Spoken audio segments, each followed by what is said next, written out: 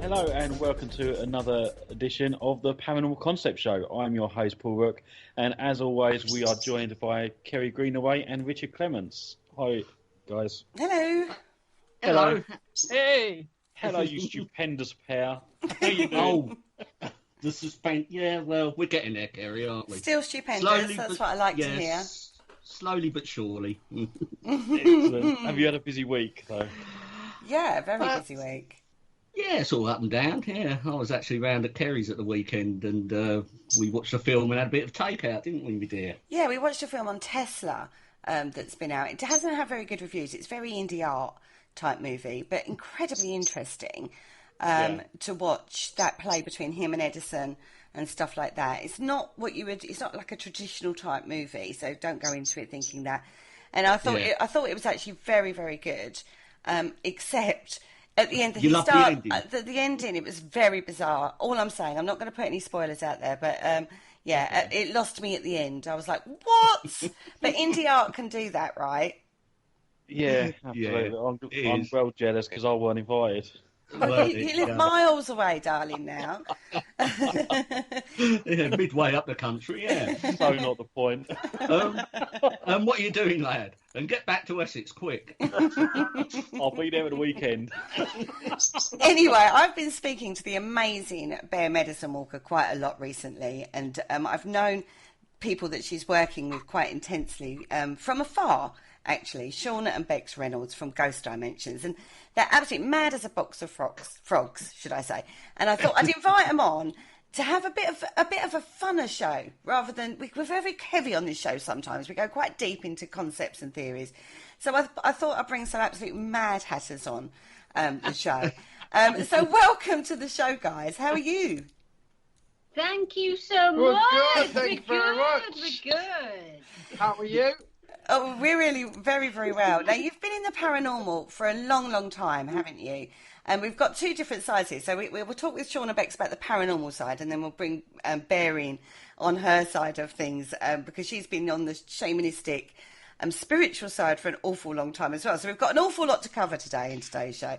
So how long have you actually been involved in the paranormal, Shauna Bex? And from the other side.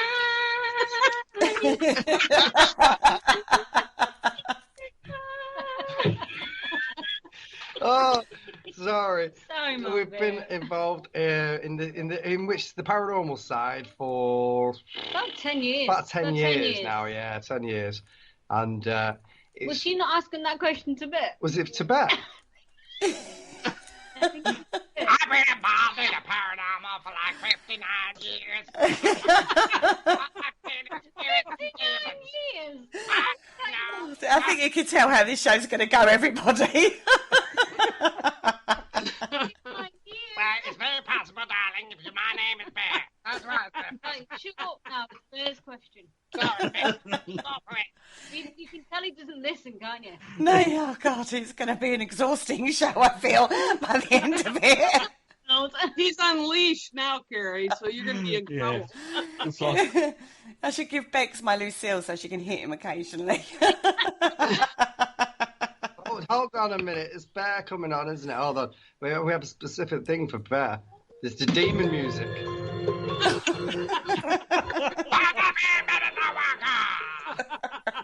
Right, take it away, Bear. I'll just gag him. Go on. No, that's okay. I think she did ask you guys first, Bex. Oh, is it us? Yeah. we'll let you go first. Yeah. Yeah. It was you, Bear. It was you. It was you, Bear. Oh my God, you don't even know what to do. Oh my Lord! Should we start again? So you've been in the paranormal for 10 years, but you've come such a long way.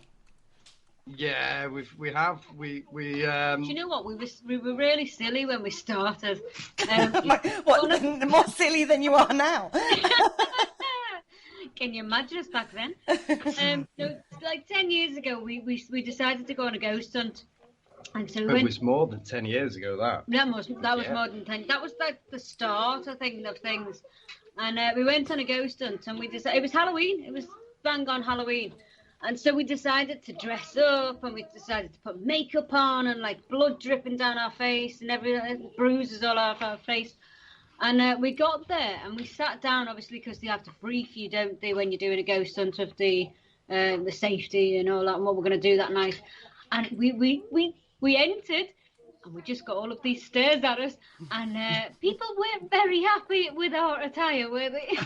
It was Halloween. They were just looking at us as if they were like, are you taking the mick? And we Is were that- like, have you had anything to hi! drink? No. And then for the entire 4 hours or whatever it was, we had to walk around with makeup on our face. And everybody was really, really serious. Wasn't Wendy? It was, and I remember one of the things that happened at that place. It was at Tatton Old Hall, wasn't it? Yeah, and we were sitting around we the were fire. sitting in a room, and it was really serious. And sometimes it can be serious, but we heard this ticking in the room, and we're like, nobody could explain it because there was no clocks in the room, and we're thinking, this is really good. You know, everybody can hear it, and it's ticking away. And so we start going around the room listening to people. And we ended up on this one old lady sitting there. She looked a bit like Mama Bear. Anyway, she's sitting there. And we were like, it's you. What have you got a watch on? She said, No. None of us knew it was her. And she was dead quiet. She just didn't speak. And then we went away and we That did a was bit right. of ghost hunting. And then it was our group, because we were split into a couple of groups. And then we came back and we sat down and we called out again. And then at the end of that calling out, we still all heard the ticking. And she said, I've got a confession. oh, that was right. Yeah, and then we all felt really, really bad. Then she said, I've got a confession, She's guys. been cheating. That's what we thought. She said, I've got a pacemaker. Oh. So then the game changed for everybody on the ghost hunt, because then we were trying to not make her scared. Nobody Because wants to nobody get wants the ticking noise to stop. At the barn. And we made her scared, and she jumped back up. We I were can all- vaguely remember it because that night was good.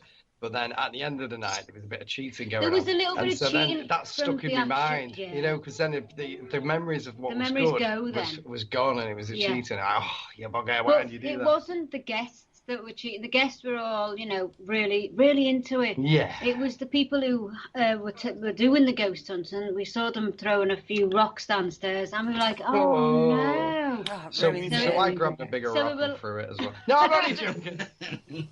And so we were a little bit put off then, and I think we didn't go on anymore, did we, for a while? I can't remember. To be honest, I can't remember because we've been You on can't a remember few, 10 haven't years we? ago. It's a long time ago. Can't even remember yesterday, so don't worry about it.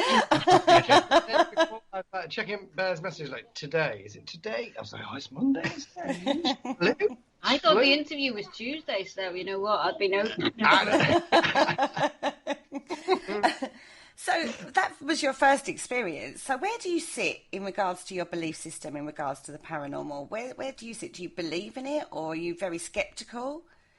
I'm skeptical, and I believe stuff when I see it, and I've seen a few things that I think, oh yeah, that's not explainable, but like I like to be skeptical as well. We do a show called Paranormal Showcase where we see a lot of people's footage, and we sit on the fence on it. But there's sometimes you see some of it and you know that it's definitely not. It can't be what it looks like. You know, it might be leaves in a tree and stuff like that. So, but it's I like to see the evidence with my own eyes, but I do believe it's there. But I'm not too sure on the dark stuff too much, you know, because we've been to a lot of places, and if there was big demons, I think we'd all know about it by now. I think I follow Sean on that respect. I mean, I believe what I've seen, but I'm still seeking to see if there's an afterlife. I'm always, is there an afterlife? That's my sort of biggest goal in doing the paranormal and doing all these shows, is to see if there is, if we do go on. And we've had our fair few experiences. It's just, I still like to sit on that fence. I still like to be like, right, but what if that was a radiator clicking? What if, that was pareidolia?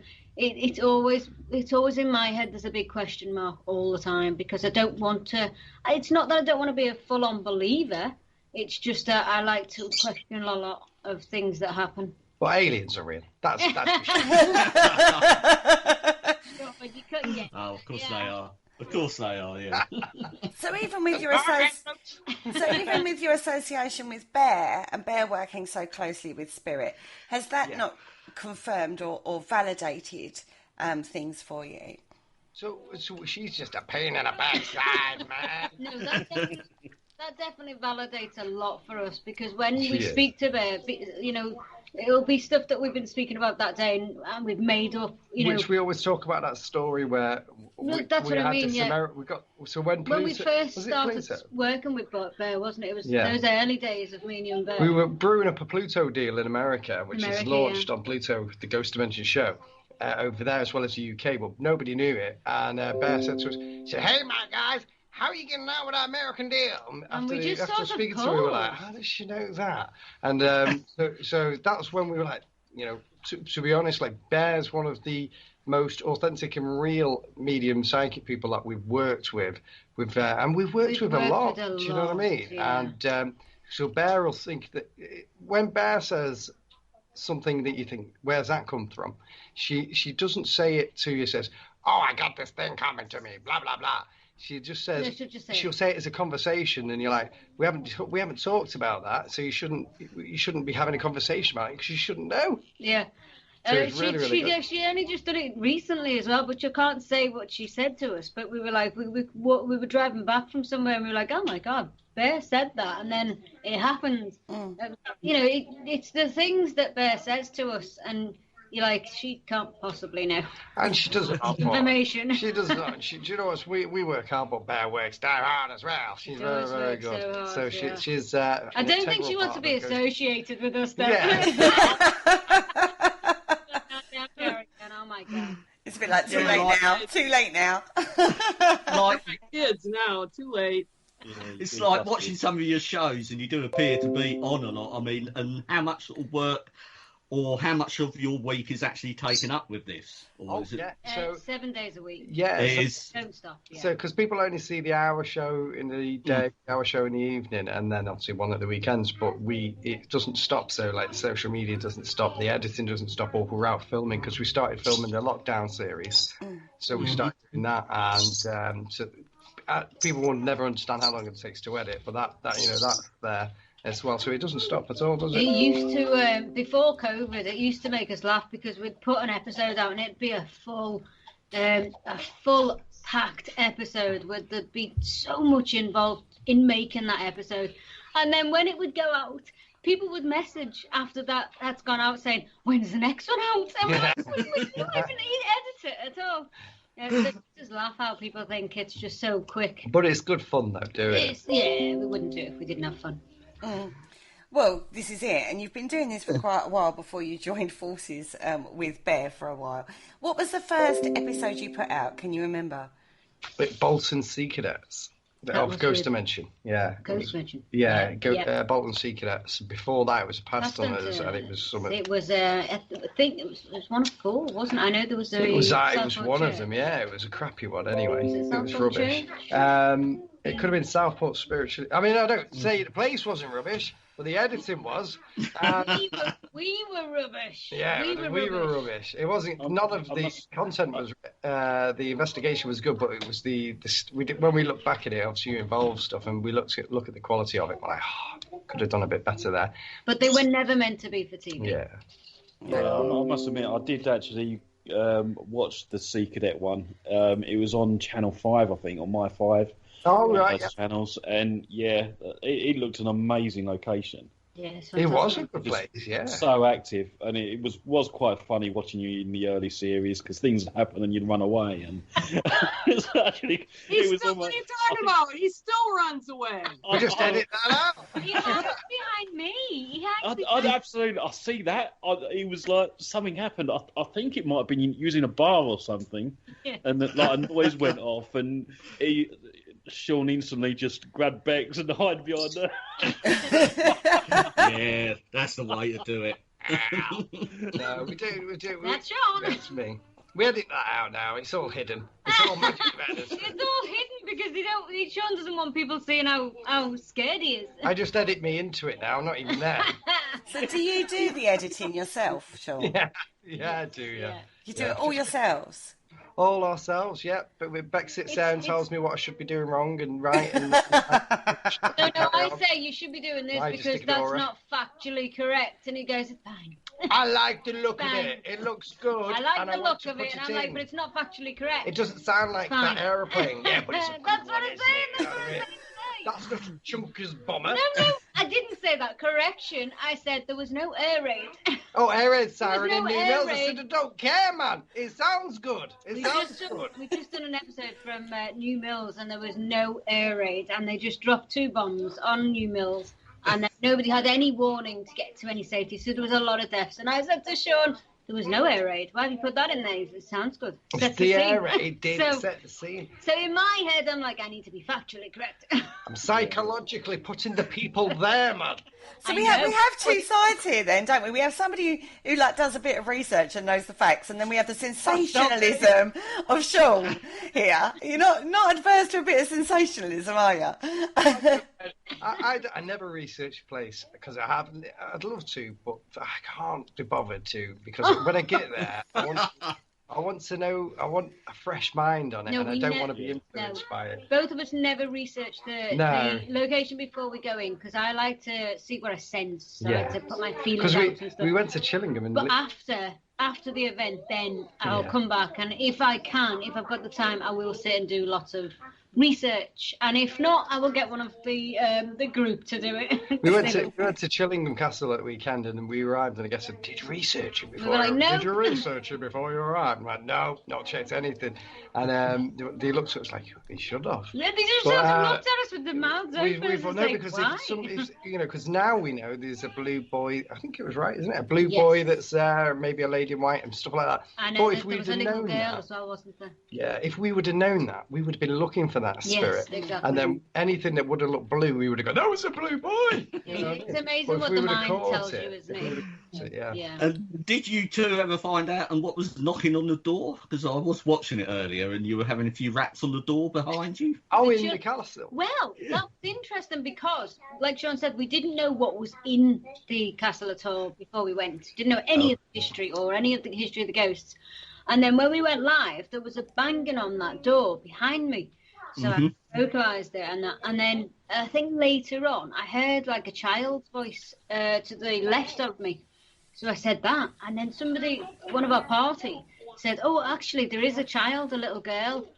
She's called Eleanor. And so I think it may have been her on the door, sort of telling us that she was there. You two, be quiet. Exactly. Something like that. This Sleep is my down house. Turn that fire off. You know what I mean? Yeah. Yeah. That was a hot fire, that That was. was a lovely I had a lovely fire. big fireplace behind us, and do you want us to light it? And you can sit there. We're like, yeah, that was We're a like, great yeah. idea. And then we sat there going, geez, this is hot, isn't it? I enjoyed it. I get cold easily, so I enjoyed it. Sweating it out in front of the fire. Especially so it was set on fire. Yeah, I did think it was going to spit out at us. But that was a nice place to go to, and we'll go back there. I think we're going to go back and we're going to do a follow-up show. Now we know the history, we'll go and cheat and say, oh my God, did you see that blue ghost over there? Hashtag it's a demon. But now we do know the history, we can seek out We those can seek spirits it and out. see if they come towards us. Yeah. But yeah, we definitely will be doing a follow-up show of Chillingham, but we've not even edited it yet. So, and let me just say, though, about that castle, I mean, I was dubious when we arrived because we didn't know anything about it. And then we got there early and we managed to speak to a chap there who was in one of the rooms and telling us the history. And he said, oh, it was empty 50 years ago. Oh, yeah. And we were like, oh, my God. It was like a historian. You know, and straight away we were thinking, well, what's going on there? And then, because it just looked like a load of junk in the room. So we're like, and then he It's says, artifacts. it's not from the castle, it's from other places. We're like, I They were know about haunted. haunted objects, but I can't imagine all of these to be haunted. And so we were sceptical. We were weren't very Because sceptical we at thought that- we at just the start. landed a nut here. This isn't going to work, this one, because Yeah. we like to, we could have gone in and gone, oh, look at all these artifacts, look at this castle, glorious, beautiful. And winged it that way, but we thought no, we've arrived and we're thinking this isn't going to be good because this was an empty castle. Yeah, exactly. We don't want to do it an injustice. And apparently it's the most haunted castle in the UK. It is, yeah. So So how do you actually acquire the locations you go to? Is it just stuff you know about, or stuff that's generally out there on the paranormal circuit, or do places approach you guys? A lot of people that we know out there approach us and say, guys, you need to check this out. And there's quite a few good eggs, isn't there, that go, right, I've got you this location. It's amazing. You're going to go this day. Are you free? And we're like, yes. And they're like, right, you can go and you get the whole location. We love those locations, don't we? And we try and find some as well, like where people haven't been. We try to go where people haven't been. I know lots of people have been to Chile, but we got invited, so we thought we'd go. But like last week, we investigated the caves, Crank Caves in St. Helens. And we couldn't find that on the map as anything. If you Googled caves nearby, we couldn't find it. No. And it, just by chance, we came across this information about these caves, and it's got a really dark past now. We've seen, haven't we? And nobody's been there, as far as I know, to do a show. But we went to Rekia in the daytime, and it was crazy, wasn't it? It was proper creepy. It was very active, and it's those sort of places that we like to go to. Yeah, things that have not been investigated. I mean, we live in a cemetery, and that's not really highly investigated. And so when we do go out and do it, we get some fantastic evidence. And every week Bear makes us go back into that cemetery. She does. She makes us go and visit Rachel's grave. Go back in that cemetery, take the SLS camera. So just to clarify, your house is in a cemetery? Yes, it is. It's in the cemetery, and at night time, the gates get closed on the cemetery and lock us in. Lock us in. We have to get locked in, don't we? Yeah, we do. Wow. Just in case you escape. Yeah, that's like the perfect location for a paranormal investigator, isn't it? What was that again? It's like it's a perfect location to live for a paranormal investigator. Yeah, it is, but really it's not as active. It's active, but not. There's not thousands of spirits walking into the house or anything like that. We get activity, but I think because it's a place of where they just get buried and rest. If you're a ghost or a spirit, you want to be at home, wouldn't you? And there's a lot of times when there is a funeral, because we've got CCTV, so we can see the cars coming in, the funeral cars. There's a lot of time when the funerals do happen and they get buried. So the spirit passes through the house, and then you'll notice the doors opening and the bangs and the walking and stuff. But it literally does just pass through, and then it stops. Sometimes it stays. It stays. Sometimes it stays. So it's still an active burial cemetery. We went to the shops the other day, came back, we were unloading the shopping, and somebody was wheeling the car past the back of the car. I was like, God, yeah. Oh, God. And you've got children as well. How do your children deal with that? They just accept it, do they? I think it's normal now for them. I mean, we moved into this house when Izzy was only 3. So she's just sort of grown up with it. And obviously they've got lots of friends outside of the church and the cemetery. So they sort of go off there and become normal again. But no, they've grown up with it, so they don't really bat an eyelid.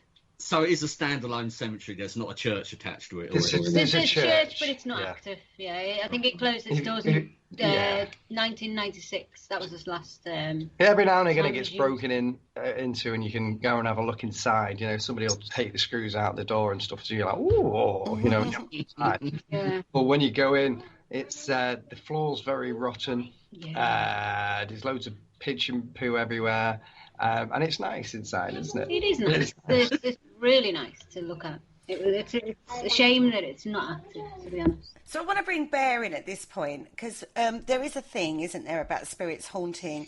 Why would they haunt a cemetery? What's your take on it from a spiritual perspective, Bear? Well, my take on it. Well, I might want to add too that Bex, my daughter, who I love the most, is also a medium. Even though she says "zip it, bear," "zip it, bear," she doesn't use it the same way I do. But spirits in the cemetery, I believe, they're there, especially the ones like the grave they were talking about. That just fascinates me. What's her name? Rachel, yeah. I believe because it's been so long, they often go back because they're used to people visiting there, number one. Number two, from a spiritual aspect, some of them don't even realize they're gone. they're like in a different dimension. And when I talk to spirit, they are in a different dimension. It coexists with us. So it's like sometimes they go about their day. And then also the fact that cemeteries, obviously back in like, say, the 1700s, 1800s, they weren't as large as they are now. So you have added spirits to them. So there's people walking around there that may have had homes there, or it was a walk through the park to get to the stores or, you know, the shops, whatever. So I don't believe that all of them are spirits that are buried there. Although the children, I think, are very active in that cemetery. And they follow Sean and Bex because they have kids. So, you know, I just think it's like a place that sometimes they touch down to because that is the last place they were at. And all the family would have been together at the last place. Correct. Most families are fragmented, aren't they, on a day-to-day basis? And you come together for high days, holidays and funerals and christenings kind of scenario. So that was the last place that all the family would have been together. So, yeah, I can understand that. Fascinating. Place to live, I would say. Sounds fun, yeah. I bet people are dying to get in there. They are. They're dying to get in there. That's bad. That's bad. That was very naughty. Showing your age. Showing your age. Sorry, I had to get that one in. Oh, that's been brewing for quite a while. So when you do your events, I take it you don't go out into the cemetery very often, or do you do that every night? I mean, you could, couldn't you? You could be out there every night with your SLS cameras and your K2s and God knows what else. So when you do events, is it just the two of you, or do you take people with you like an events company, or is it just generally you and a couple of friends? Oh, when we do events, it's just when we go out in the cemetery, it's like once a week if we go there or we'll go somewhere else. And it's just me and Bex. Yeah. We've only just started. We've doing put one events, event on. yeah. We've put one event on in October, and we've invited some of the people off YouTube that watch us on YouTube. So they're coming, and we're just dipping our toe with that, and that seems quite positive. But like this week, isn't it now? That's Wednesday. So this Wednesday, we're going out this week to investigate the caves. Yeah. It was a bit dark and it felt weird last week and dangerous. So we thought we want to go back and do a live there, but we're just going to take some more people and take we've got this ugly doll that Bear sent us from the States called Bobby. So we're going to take that as well. And sit him in the cave on his own and see if anything happens. We used to do Leave events. him there, would you? Oh, yeah. Just leave him there or kick him down a hole. Okay? What is it with this Bobby? I've seen this Bobby being bought on and off. Bear, what is it with this Bobby? Tell me about Bobby. Well, have you ever heard of Robert the Doll? Yeah. Yeah. Okay, well, Robert the Doll is housed in Key West now, and you know the story, the little boy that owned it, and it was kind of said to be possessed. And people go to see this doll, you know, you have to ask it permission. There's all this lore around it, but it gives this really creepy vibe. So a friend of mine worked at this place that houses him, and they had all these dolls made to sell, and they would sit next to Bobby, or Robert. Bobby, I'm calling him Bobby because he's son. Robert the Doll. They put them all like around the case that he had. So she got some of these dolls, and she said, they're kind of creepy. She says, I'm going to send one to you. I go, oh, okay. And then I got it. My daughter was here at the house, and my daughter was like, don't you dare open it or bring it in the house. I go, yeah, it does even feel creepy through the box, eh? And she's like, oh, my gosh, Mom, just send it to Sean and Bex. I'm like, okay. So I sent it over there with the intent of it going somewhere, and it attached itself to Sean. And now Sean calls it Bobby Jr. And the thing just creeps me out. I just don't like it. Just don't like it. Okay, so Show then him, Sean. Yeah, okay, we've got And them on obviously camera. on radio you can't see You it. can't see Bobby, but you can if you go over to Ghost Dimensions. Ready? That's Bobby. That's not Bobby. If you go over to the Ghost Dimensions, you'll be able to see what we're talking about here. What? Okay, so it's attached itself to you, Sean. Is that because you're just a big kid at heart, or do you actually get a feeling from him? No, I don't get a feeling from him. I just think that he just doesn't want to go and live at Paul's house, and he wants to live here. He's just creepy. None of the people in the family, either the GD family that watch it, there's quite a few of them that think he's creepy too.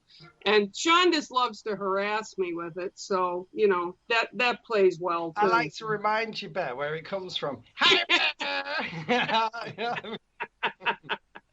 Oh, God, so you take him out on investigations and stuff with you? No, never took him out. You've never took him out, and you've not had any activity in the house with him or anything like that. I must say, when Sean, because I knew Bear was sending it to us, and I said to Bear, "Is it okay? We just give it straight to Paul." He says, "Yeah, that's what it's meant to be." So I said to Sean, "Give it straight to Paul. Don't even open the box. Just give it straight to Paul." Open the box. And then Paul didn't come up for a while, so Sean opened the box, obviously. And then when he took him out, I did notice the activity go up. It did increase in the house when he took him out of the box. You're a very naughty boy, Bobby. I'm still waiting to give him to Paul, but then obviously he's not going to Paul. He lives here now. He doesn't. He lives next to the computer. He doesn't. He's still waiting to go on his travels. He is not going anywhere. He's going to live next to the devil cards and keep. Yep. See, attached himself to Sean. That's what they do. Just I'm not a fan of dolls. Oh yeah, I'm not a fan of dolls. I consider them soul catchers, and that one I just don't like. Which one's that? They're not Bobby. I thought you meant the one we took the eyes out of. No. Oh, that one's pretty creepy too. Yeah. Yeah. Hey, that's just a device now. You know what I mean? It's just we took its eyes out, stuck an aerial inside of it, and made it into an EMF meter. Yeah. As you do. Yeah. Absolutely. As you do, yeah. It was to attract the crazy spirits towards it. Yeah. Have you had any sort of luck with sort of using dolls and stuff in your investigations? I know they're quite popular out there in the paranormal community. We have, to be honest. There was I think it was just before lockdown, and it was the Orangery in Liverpool. Yeah. And we took the doll that Sean had our dolls modified. just for purposes are not haunted. No, we just got them out of a charity shop, and so Sean could work on them. But Sean had just modified this doll with the blue LEDs in his head, in her eyes, and then we propped her up, and then there's a big long orangery. So we set up some stuff and set up some lock-offs, and the eyes actually did go off, didn't they? And then the REM pod behind went off, and we caught something going through the trigger beam. So the doll actually worked. It did, and I think it's only because it's interesting if you're a spirit and you're looking at this item that's there, it probably would have been played with in them days as well. And it's like, because now kids have got Xboxes and PlayStations or whatever. I suppose in about 20 years we'll have to take them on investigations and put them on the floor. Xbox to make it a massive Come near the iPad. Yeah. You know what you're see the doing logic with it. in that. Yeah. I really can. Yeah. We're saying, don't take your phones and stuff. Whereas, like you say, in future, we're going to be saying, do take your phones, because they're going to be like the new gadgets of the paranormal, aren't they? Do you have a favourite gadget that you use? I like the singing bowl. Yeah. I really do like the singing bowl, and I just like to use me as well to see what I pick up on. You've got more of a. I've been buying some gadgets, and I like the portal at the minute, but it can be quite annoying because if it takes a while to get going, and I know if we do a live, it can take a while to get into. It just farts a lot, and it just like that all the time. Windy spirit. Sure it's not just you? It's not do it without nobody knowing. Clarifying the whole time, it's not a fart, it is the portal. I do like taking that, and at the moment I've got an SLS, and those things are so easy to build when you take them apart. You know what I mean? So we've got that, but it's heavy to carry around. For a while back there, Sean used to make our own devices. I mean, we made a device called the iDevice. and that's nobody else can get that because we just made it. And that is actually That's one of a our really good favourite device, pieces yeah. of equipment because it's so active. And a laser beam trigger. The So laser beam trigger. we made a laser beam. So you fire the beam to the receiver, and if you walk through the beam, it lights the LEDs up and sets an alarm off, and and it stops as soon as you stop walking through the beam, and that's good. That's really good, isn't it? It's I cool. suppose if you're making equipment, you're investing a bit of yourself in it as well, and and perhaps that sort of can trigger an activity in itself. Yeah. It could do. Yeah, it could do. Have you made any equipment? Me, no. You can barely And use the a guys will tell you computer. about my. Pardon? I said you can barely use your computer, let alone make a kit. You're lucky he's on Skype. I was invited. You've seen the problems that we've had just getting Paul on, let alone. Spirits, that was. We'll rename him Paul the Diva. Right, late. Oh, Well, we was trying out a phone app. This is the story for Richard. He was trying out a phone app because we were interviewing Brian Holloway, who develops the phone apps. Anyway, he's gone out into the field, got this phone app, and he goes, all I can get is this Gregorian chant. And me and Paul were like, what? And he's been trying to go at this, and it was fine, and we weren't getting that. And he hadn't turned it on properly. Oh! So all it got was the intro. And there's me standing in the middle of a battlefield, sort of going, anybody there? Come forward. Is that you singing? It was quite nice music, very atmospheric. Yeah. I would have loved to see that. Oh, no. Honestly, you should have seen our faces when he was talking about it. We were like, what were you doing? So talking about phone apps, do you use them? Have you tried any phone apps? I haven't got one on my phone, but you have. I have, and I can't remember the name of it. Bear, you've got it on yours, haven't you? And I can't remember the name of it. Something. I want to say it says it's the Ghost Toolkit or something like that. It's something got like a hand on it. Yeah, it's blue. What Pretty did you think of it? It's well, actually I started doing some stuff on this end when they would go out and be like in the cemetery or over by the chapel in the cemetery. Yeah. I would turn it on, and some of the other people as well that were watching at the time in the group on YouTube were getting things that were coherent to what Sean and Bex were doing. And it's not accurate all the time, but I have not used it since I asked it some questions, and it came back with stuff that was so spot on. It was about somebody that passed, and they said how they passed and just more information. And I was like, yeah, that's enough. So I kind of put it down because it kind of freaked me out a little bit.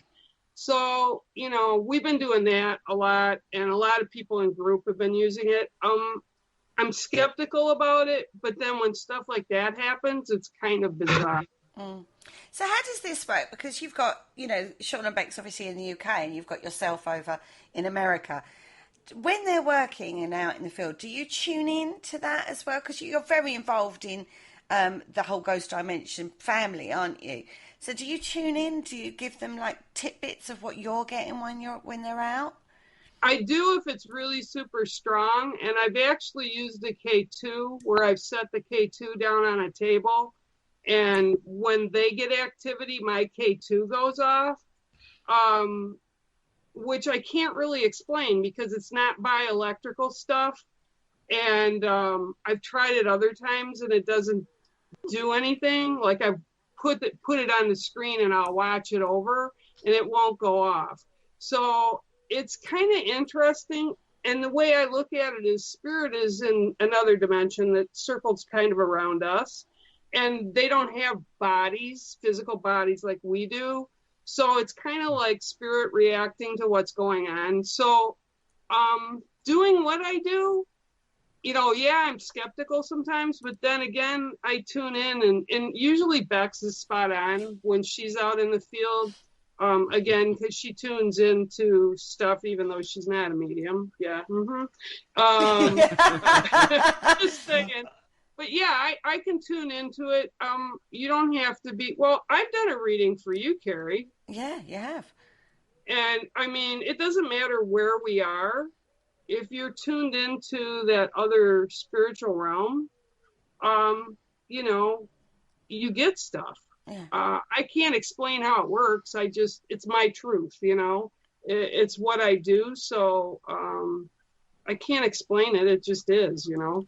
It's just an energy connection, isn't it, between people, regardless of where you're located, because you've got that connection, whether or not that's by Skype, because we've done readings for each other, Bear, and, you know, stuff like that. And I'm connected to you, although I've never met you in the physical, I'm still connected to you energetically, because I talk to you and we're friends and we know each other.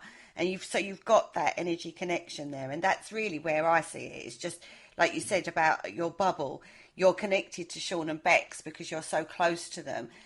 Of course you're going to be linked if they're working, particularly if you've got a latent medium on the investigation team, Bex, you know what I mean? She's saying nothing. She's saying nothing.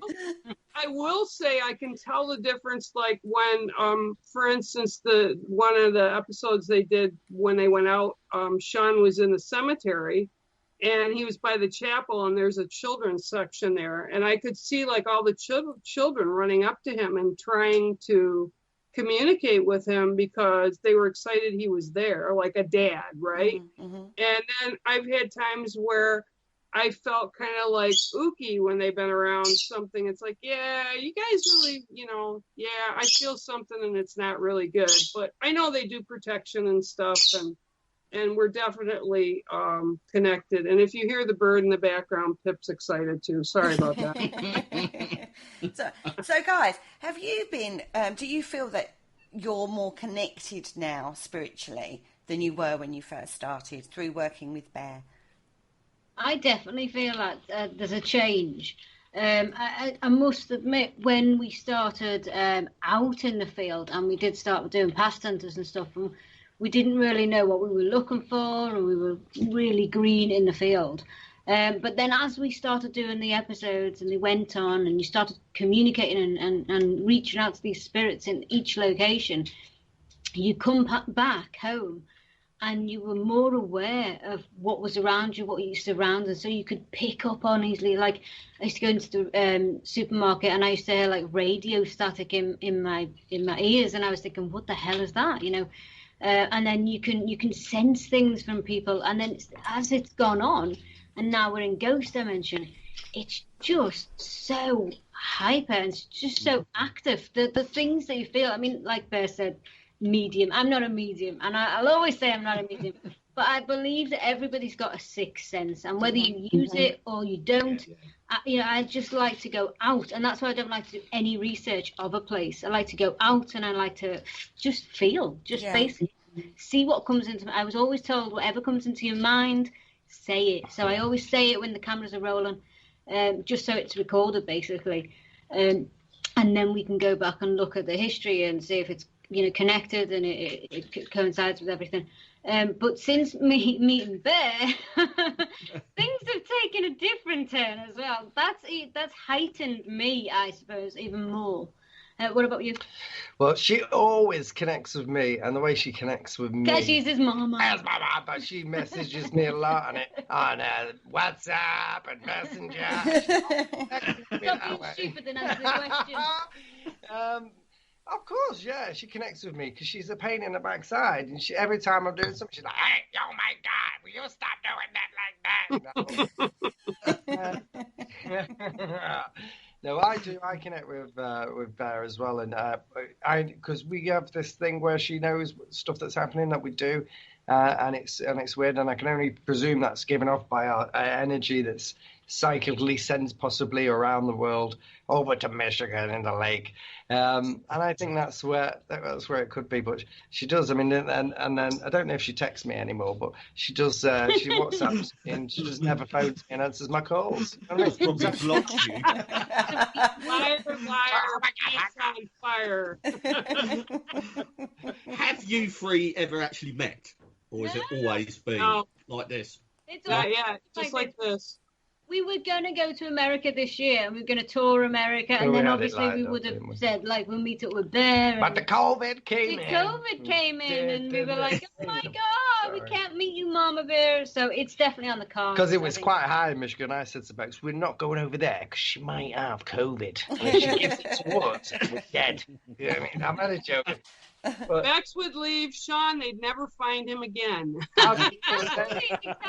Sean would be a big lake. Cemetery. And big lake down on the other end. I have cement bricks, and Bex would be like, yeah. No, I'm just kidding. I love him. Like, So, get a new phone. and tell them the real reason I messaged you, Sean. Like, you need to update this, and don't forget about that. You might want to try this or that. Yeah, no. Because I love them. They're my kids. I can't explain it.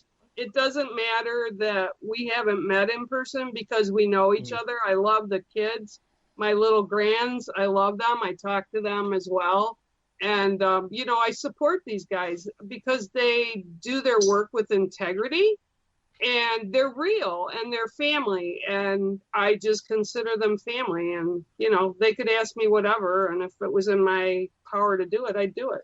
We do. Aww. You know what? We do actually go to Bear for a lot, and a lot of advice, not spiritual or anything like that, just like, Bear, what do we do here? We've got this big problem. What do we do? She tells us straight. She's like, well, you need to do that. You just need to tell them. She does. So it's a different relationship as well. It's not just work. Yeah. No, she's amazing. Oh, hello, I've got an echo now. Only on your side. It's not on ours. Oh, that's all right.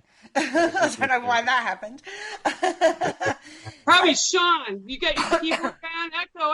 Echo. No, is he playing with his buttons over there? Hey? You're playing with your buttons. Playing with my buttons. Echo. Oh, dear. So how did this come about? How did this come about, this relationship you've got with Bear? She just mibed us until we said hello to her, and then we couldn't ship her off. And so if you'd like to buy her, I will auction her. You auction your own mother? Damn right I will. Oh, God. I can't remember. Honestly, memory like a fish. Can you remember? I do remember the first time I knew about Bear, because I loved her name as well. And Sean said, Bear's sending us some medicine bags. Is that right, Bear? Is that what they're called? I saw you guys before that, but I said I made medicine pouches. You can't remember either. No, I can, but she can't remember, Bear. That's my first. Can't remember. Yeah, but that's my first clear sort of meeting and sort I of. remember, Bear. I came to your house for tea in Michigan, spiritually, and I was like, "Oh my God, Bear, you gotta come over here." I remember you sending them to me, and I had one, and the girls had one, and Sean had one, and Jane and Paul. And I put mine in my car. So every time I drive my car now, I think of Bear. Yeah. But the beauty is, because we can't remember, means it was really, really good. Because it means it was existing before. I don't remember. I don't remember either. I don't remember a time that I didn't talk to you because, even my daughter, Taylor, she's like, I'm so glad you got those guys. And they, if they're here, we always make sure that Taylor sees them for a few seconds while she's here, and David. They're just like big kid. They're like her big brother and sister. So I don't know. It's just always like feels like it's always been that way. That's it. It feels so natural, and we can say anything in front of each other. It does feel like it's always been there. And now she Skypes us, and we see her walking around the house naked and all sorts. Yeah, too much. I know. Yeah. You know what? One time when we went on live, and Bear was at the bottom of our screen. And Sean goes, come here, quick, come here. And I said, look, what? He goes, look, and he put up Bear on big screen. We weren't live. We put her on big screen. She was asleep on a bed, and he was going to do the air horn. I said, don't you dare. And he didn't, and then she woke up when the show went live, and I felt really shady because she was asleep. I couldn't help that. We had to play the music, but I knew, so I put it on extra loud just for Bear, just to make sure she was there. So basically, he was watching you sleep, Mama Bear. Okay. Spying on you like. It's like, oh,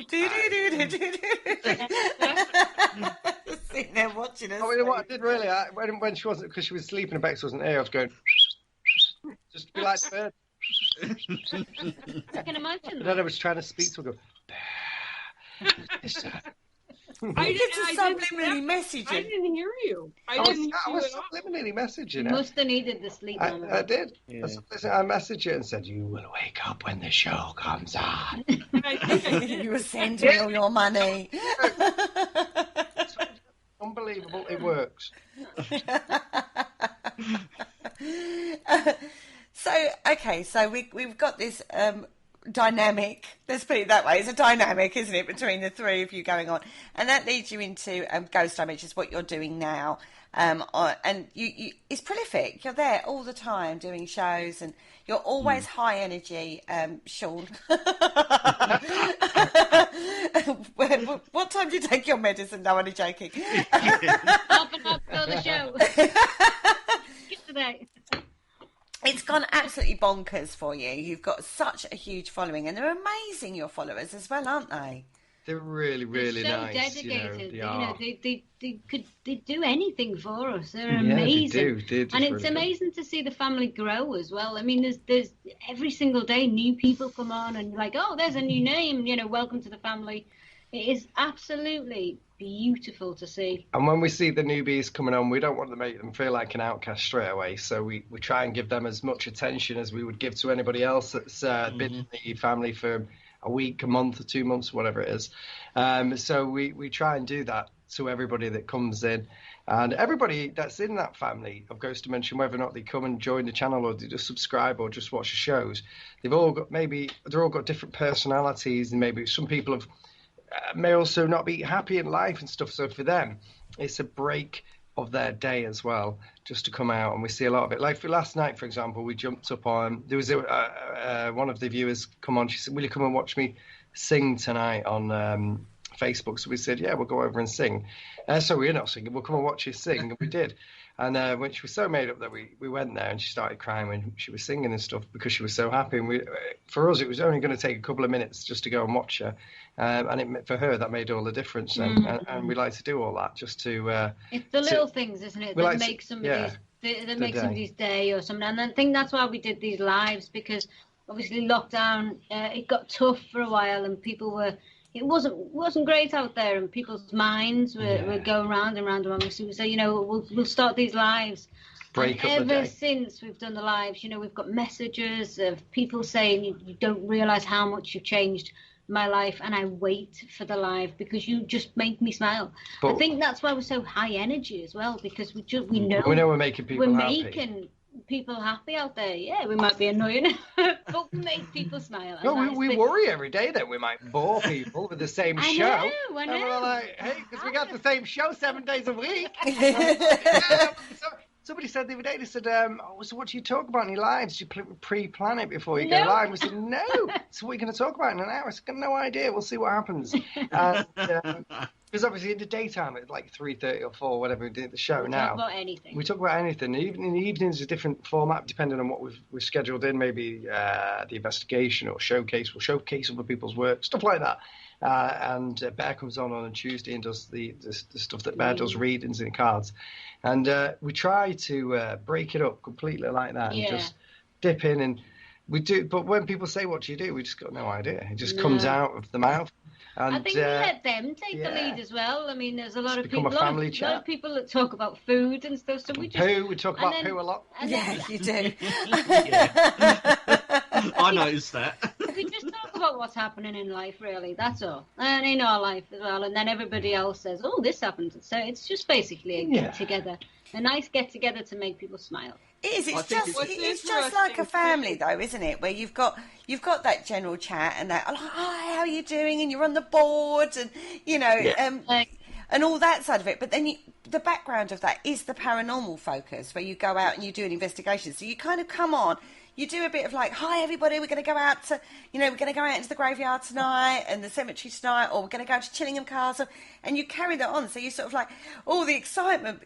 It's almost like you live the investigation because you've got the excitement before. Yeah. Even though you're not with you they are with you because you've Exactly. done the bit before, which we would normally get as a team in the car and stuff like that. Yeah. You know what I mean? But you know, I think that's what it is. And so when you first start watching it is totally bonkers. I'm not going to lie. It's so high energy, you're exhausted. By the end of it, you think, God, how can they get out and now investigate? God, I'm absolutely exhausted. But we talk about going out on an investigation and having that high energy level, don't we? Exactly. Yeah. We do, yeah. You know, that helps helps spirit to connect. And the happiness as well. Well, we've noticed throughout doing the investigations from years and years back, we've noticed that if you're angry or if you're straight laced and you just a little bit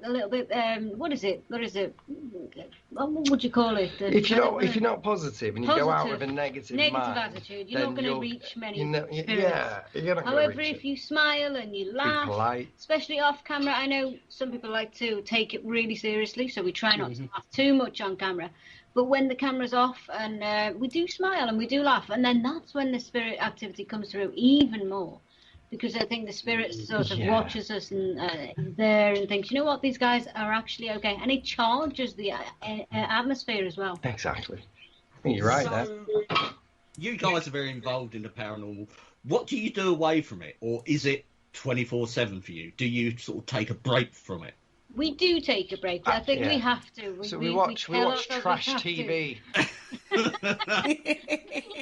Fine. People say, do you watch Ghost Adventures? Do you watch Ghost Adventures? Do we bugger? No, we watch Below the Deck, and we want to watch Lucifer. Do you know what? That's it.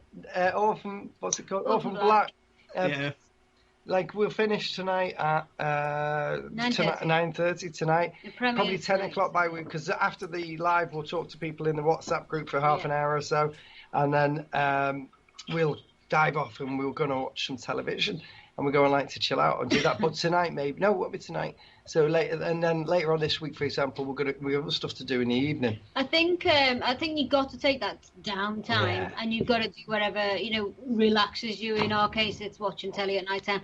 But then we've also got 3 small kids and a menagerie of animals that also takes our time up. So there's never a downtime moment apart from night time. But we did watch.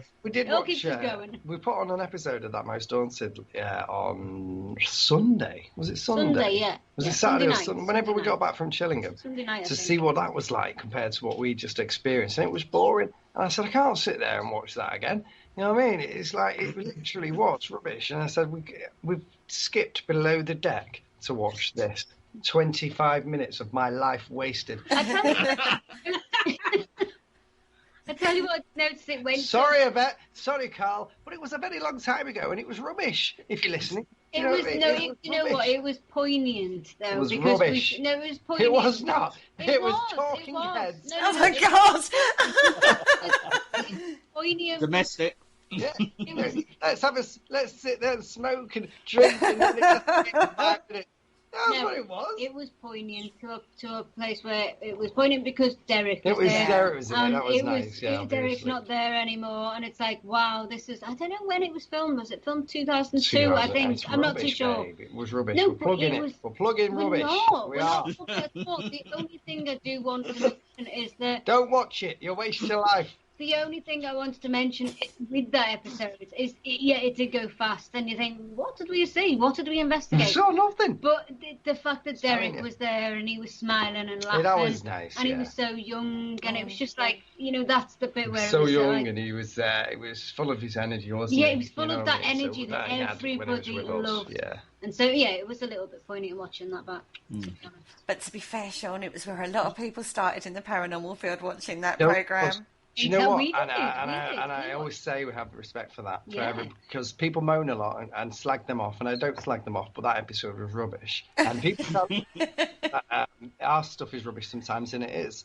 And but I'll agree that that's where a lot of people went out and investigated, and we always give them credit for that, because if they didn't do it, people wouldn't be doing it the way they did it now. Yeah. And on that episode, for example, there was only one thing that stood out to me. It was like they were using an infrared camera, and they were like, look, it's an infrared camera. And I thought to myself, if they didn't bring that on, nobody would be using infrared cameras, right? Yeah, true. And talking about Most Haunted, and you sort of touched upon their detractors now, is that something you come across, and how do you deal with it? Is it just a case of ignoring? Yes. Yeah. We don't really get much with Ghost Dimension at all. We did with Past We did with Past Hunters. And we learned from that. We learned from what people wanted. We learned from what people didn't like. And so we grew from that, and so we put it in play in Ghost Dimension.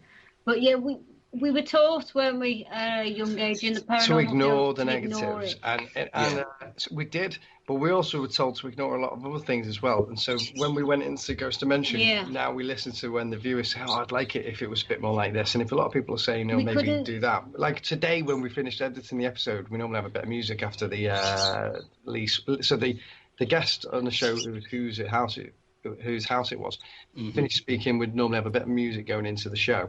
Of the investigation, but I said, "Oh no, so people don't like that, do they?" Yeah. So we took that out, and it was like because we listened to what people are saying. Yeah, when we were in the early shows in Past Hunters, we couldn't really connect with the following that we had, and that was a bit of a shame, wasn't it? But now we're in Ghost Dimension. It's there's no one else with us, so we can, and we love it. We absolutely love it, and we listen. We listen to all of the feedback that they give us, and then we try and implement it into the new shows. We do. Because that way, then it sort of goes along with the times, doesn't it? Exactly. That's the only way you can grow, isn't it? By listening. Where some of, obviously, with the Most Haunted stuff, you watch the earlier episodes, it is very dated. Yeah. So that's a good thing. On that note, we're actually going to take a quick break, so join us for more mad happenings and craziness just after this. Hello, Harry Price here. If there's nothing me and my friends enjoy more here on the other side, it is to sit back and relax and listen to the Paranormal Concept Show, right here on the PAUK Radio Network. Broadcasting a plethora of interesting and informative content for all your paranormal needs.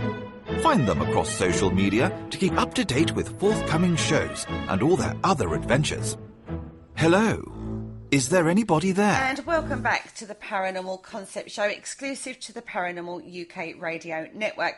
Now, before the break, we're going into our second half of mayhem, should I say, with Sean and Bex Reynolds from Ghost Dimensions and Bear Medicine Walker from the same network as well, who work very, very closely together, although they come at it from very different angles, as you've probably found out in the first half of the show. Now, Paul, there was a question you were trying to get in the first half. so we'll start off with that one, because you couldn't get a word in edgeways. Obviously, when you go to film your episodes, is there any place or location that you've done that nothing happened and you've had to ditch the episode? Oh yeah, mainly on Flying Solo. Let me just have a quick look. We've been to a couple where there's nothing's happened and we ditched it.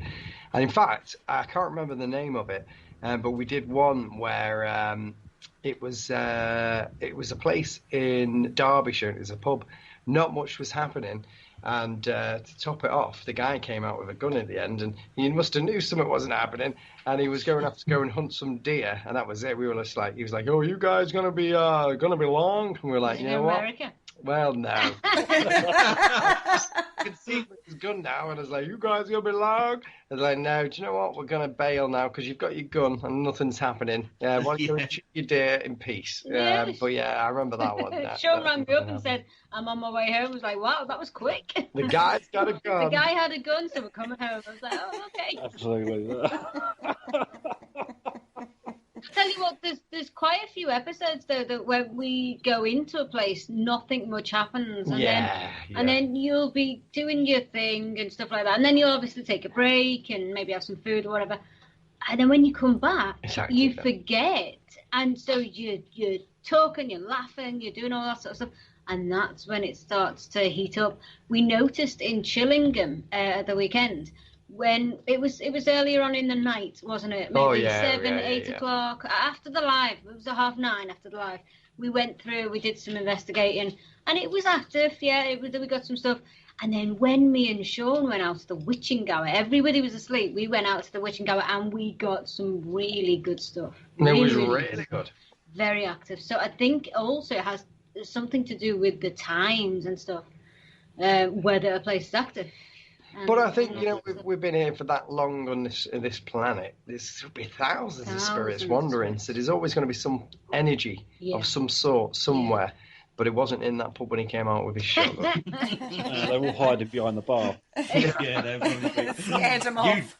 You don't know what we know. How long does it take? got a gun. How long does it take you to make an episode?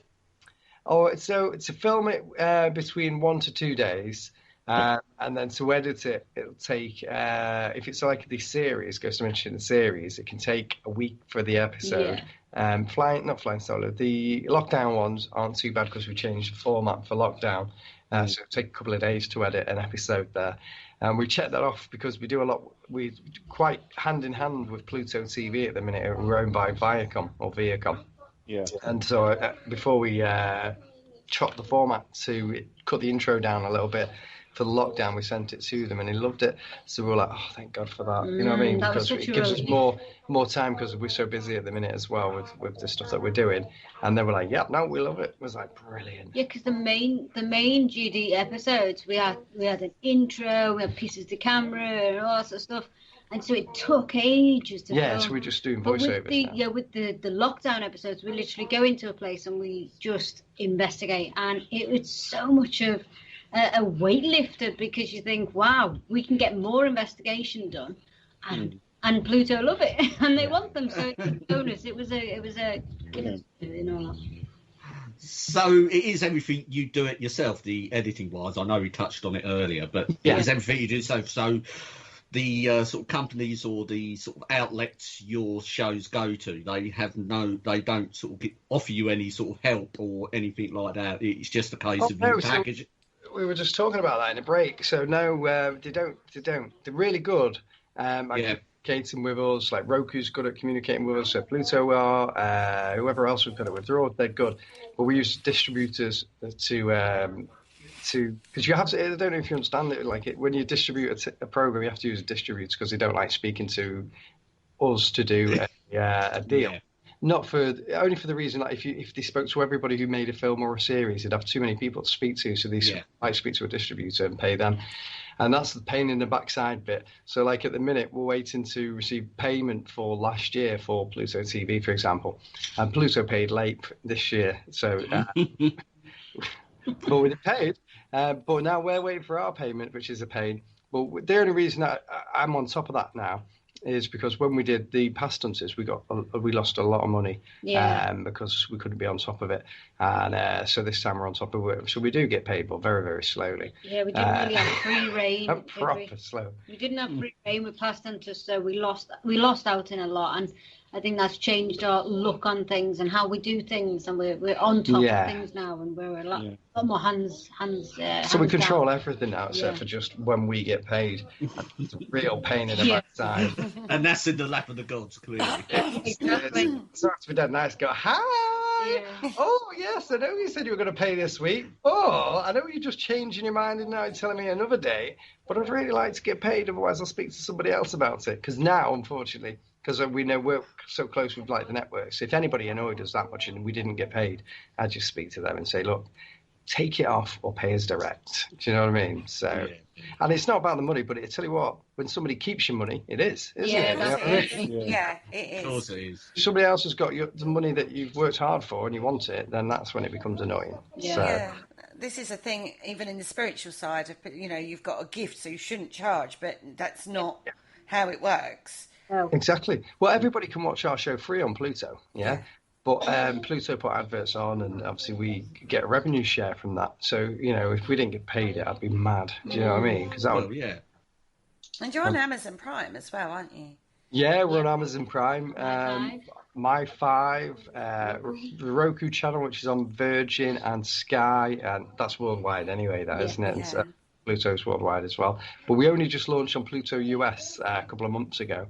And that's good, and that was good. I'm looking forward to seeing what that brings. But I have noticed a lot of people coming in from America. I get a lot of friend requests now because they've watched on Pluto in America, which is very interesting. You know what I mean? Very interesting to see them all flying over. So you've got your live streams, you do 2 shows a day, you've got your Ghost Dimension work, your TV series, you've got so much. How do you possibly balance your life work? How is that working? Because you've got 3 kids, little ones. They're not even big kids, they're little kids. They are. It's crazy. I don't know how we do it. Life is a roller coaster, but we keep one thing in mind when all of this roller coaster is happening. It's like in 10 years' time, the little kids will be bigger kids, and the roller coaster will be slowing down because they'll be able to fend for themselves. So we'll be able to just concentrate on more things, Ghost Dimension. So we just enjoy, don't we, the hectic life at the minute, because they're only small and they're making memories for them, I suppose, as well. And that's why we enjoy trash TV in the evening. Just like watching that out. I mean, just fall asleep, don't you? Just like by the time you sit down of a night, I agree there. So Bear, let me bring you in, because we haven't actually focused on Bear's work. Bear does a lot of live streaming herself, and you actually did one with Ryan Griffiths last night, didn't you? Raising money for kids' cancer, I believe it was. And you do live readings on that. How did that go for you? It went really well. Working with Ryan is like working with these guys. He's got a little bit different energy, but he's a medium, and we kind of meld our energy when we do reads together. And and he has the same philosophy as I do too. And Lee Roberts and those guys over on the Hauntings are great. They've got a lot of integrity, but the reason I do these live streams with the reads, is because I have to give back.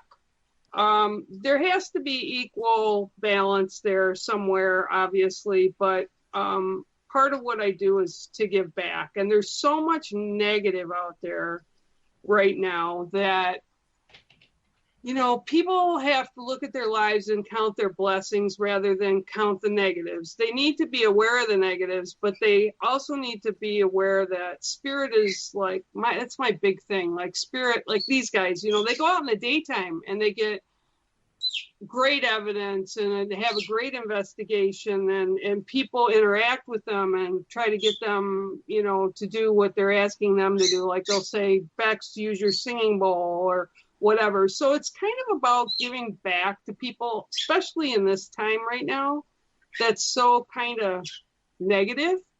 And when I do reads, I always kind of try to bring the positive to people. And I think that's why we do it. And I know Ryan does the same thing. And people need that. They feel good. I get, like Sean, I get people in my inbox, sending me messages and thank you so much, because, it really helped me process and look at things a little differently. And sometimes people just need that. They just need that little nudge, to kind of focus on the good in life and focus on what they need to do to get out of where they're at. That makes sense? Mm-hmm. Totally. Particularly through this year. It's been a challenging year for everybody, hasn't it? And like you said yourselves, guys, through the lockdown, you started doing your live streams and bringing that fun factor in. I mean, I think Sean's hair went through just about every colour we can. You could imagine. He looked like Coco the Clown at one point with his COVID hair. It's Teflon hair. It is Teflon hair. So how do you think then that, for both of you, both sides, that COVID has affected? It's been a very positive. I found it very positive for my life, that lockdown, that breathing space. I found that very positive. How did it happen for you guys? How did that affect you guys? Well, for us, do you want to? No, I agree with you. It worked in a positive way for us, because obviously people were at home and with nothing to do, so we just give them something to watch and make them happy. I definitely think it's an outcome of a positive one for us. It definitely was, and I think it was a positive. It was just positive, wasn't it? And if we hadn't have done it, we would have been incredibly bored. And it's helped us expand different things, and I don't think we would have started filming the lockdown shows. So definitely it's been positive for us. What about you, Mama Bear? Well, I'm pretty much on the same boat, although I'm by myself in the cave all the time anyway, for the most part, other than the critters. And that's by choice. But I think it's led again me to push me to do things for other people, live streaming and stuff, to give them positives, to make a connection so that they have a connection like with these guys, or they have a connection with me, even though, inboxing me. I mean, I look at my inbox some days and I'm like, holy crow, are you kidding me? But it isn't bad. It's giving people hope. And like Sean says, it's getting them out of this place that we're all in right now with COVID. And, whether they believe it or not, whether they're going down the rabbit hole, it doesn't matter. Because if they're reaching out to us and we can help them just for a moment, to me, it's all worth it. So.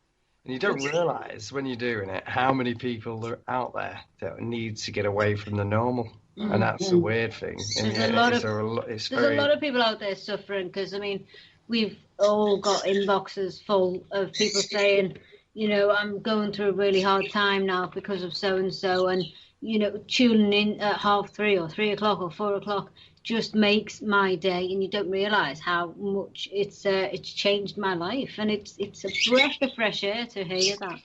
So yeah, I don't think there's anything negative on in terms of us. It's all been positive. Lockdown. What's really cool, one of the really cool things that I kind of get a chuckle out of, every now and then during the lives, you'll get comments that are negative or from, like, what do you call them, spammers or whatever, Oh, and yeah.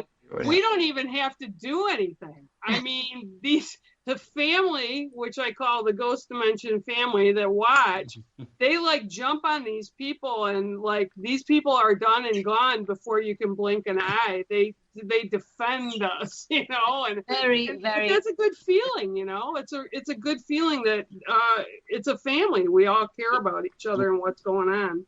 Yeah, they're fiercely protective. They always want to see me naked for some reason, Beth.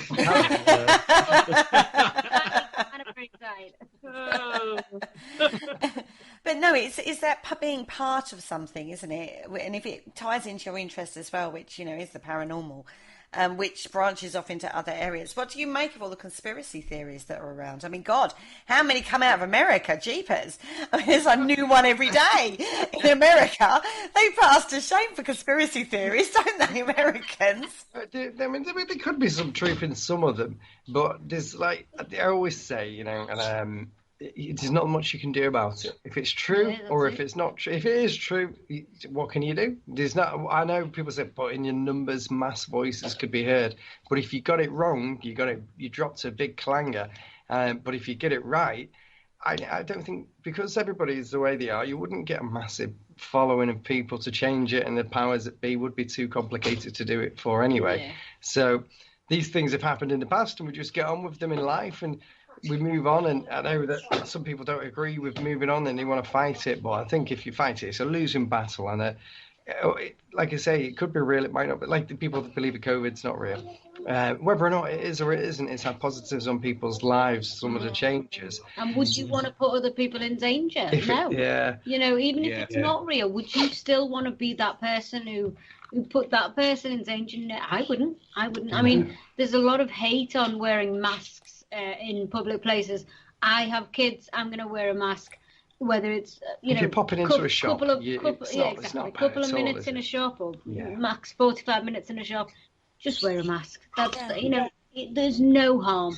Surgeons wear them for 8 hours a day sometimes, and sometimes it gets on my goat because it's like, who are you preaching to? But I also see these conspiracy theorists. I mean, I agree with some of the things that people say, but I see a lot of them are going, they got a microchip you and all this, but we all walk around with a mobile phone in our hands, and that's the biggest microchip ever, isn't it? Yeah. So if we want to go, if we wanted to go down that route, there you go. You've got it. You've got a mobile phone. Yeah. A lot of people moan about 5G. We'll switch your internet off at home because most of the new modems now pump out 5G anyway.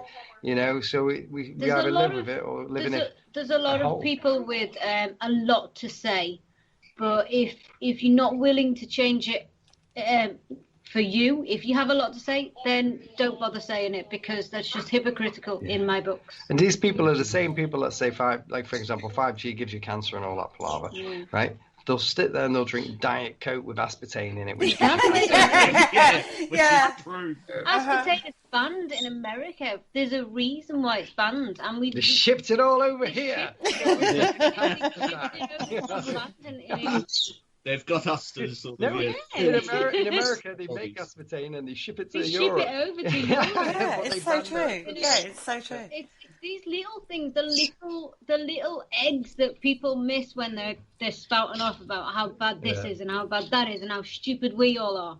You know, it's like, look first at yourself before you go and point the finger and say you're doing this wrong. You should confess. And to what I'm especially with thinking about. people that have mental health issues that are out there, if they can't cope with Well, exactly, some of the things that may not be true or may be true, then it's no good for that. You know what I mean? So you could drive people to the edge, couldn't you? But that's where discernment comes in, though, doesn't it? To be fair, that's where discernment comes in, because you have that choice of unfriending or unfollowing or muting if someone's got too crazy. I mean, I have to say, I went through lockdown. It was crazy, and I was I just got sick to death of it, and I just turned off I got rid of a load of people because I just didn't want to read it. It's just spout and hashtag wake up. Wake up to yourselves. Hashtag sheep in it and all that. Yeah, they've been around for so. And you know what? That is Matrix. The film. The Matrix has. We have that to blame for that. Wake up and you're still asleep and stuff. I love the Matrix. I absolutely. It was one of my best films. But there's a lot of captions on Facebook. You see it all the time, and it's basically Morpheus speaking, and you're like, that's not real. That's not factual. It's a film, everybody. It wasn't a documentary. I am guilty of pressing the not from unfriend. Take a break. Take a break. I've done it on so Take a break. many people. Hide my statuses and hide theirs. I don't want to see them. If I see a status that says anything about COVID and it's a fake, even though it might be real, I can ship off, will you? Ship off. Well, running the things that we run like this, my business and the show, and we've done, like, we know how difficult it is just to run something on that minor scale. Imagine trying to run a country. I do not believe that there is a worldwide conspiracy where all the governments got together. Yeah. They can't even organise a piss up in a brewery. Excuse the expression. We wouldn't be attacking each other, would we, all the time? We've got to bomb you, but listen. Exactly. We've got this great virus. Let's release that one. That will bring them all to heel. There'd be at least one person to break that chain and say, you know what, I'm going to speak out and I'm going to tell the truth. Yeah. There'd be one person, leader would. Yeah. One leader surely would do that and break the chain and say, I'm going to speak out for everybody. Because we're only human at the end of the day. Exactly, yeah. You know what I mean? Well, you could listen. You could listen to our leader here. Just inject bleach or use UV light, and it'll be gone. The thing is, when you listen to what he was saying, some of the concepts he brings forward. We've gone off on a tangent or something completely different from paranormal now. But when you actually listen to what he said, some of that treatment has been experimented with and had been looked at, but he didn't actually know the details of that. So what he put out there was taken completely out of context by the media. So I do feel some sympathy for Trump on some level. And then on the other hand, I think, oh my God, why no. Yeah. If you live in here, Carrie, if you were living here, you'd be, oh no. No, most of the time from over here, I'm going, oh no. I try to ignore it as best I can. But you look at stuff like this and, then you go back, like when I was a child and they introduced seatbelts to cars, right? Mm-hmm. And then they passed laws and said, well, y'all got to wear seatbelts. That's the law. And people kind of were, crabby about that and upset about, we don't want to wear seatbelts, blah, blah, blah. And then eventually, guess what? Everybody's wearing seatbelts. So, the mask thing and everything. Asking for exemption badges, Bear. I'm exempt. I'm exempt. I'm wearing the seatbelts because I got a big tummy. That's the lockdown, right? It steams my glasses up wearing a seatbelt. My clothes. It restricts me from leaning down into the footwell of the passenger seat. So let's move this back.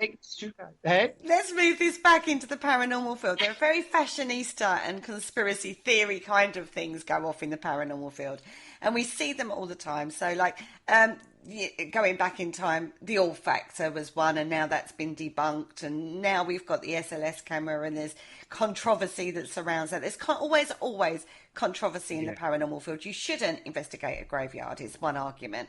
You shouldn't play with dolls in a paranormal field. You know, there's all sorts of things. What's been your favourite shouldn't do that you've done and thought, really? How stupid are you?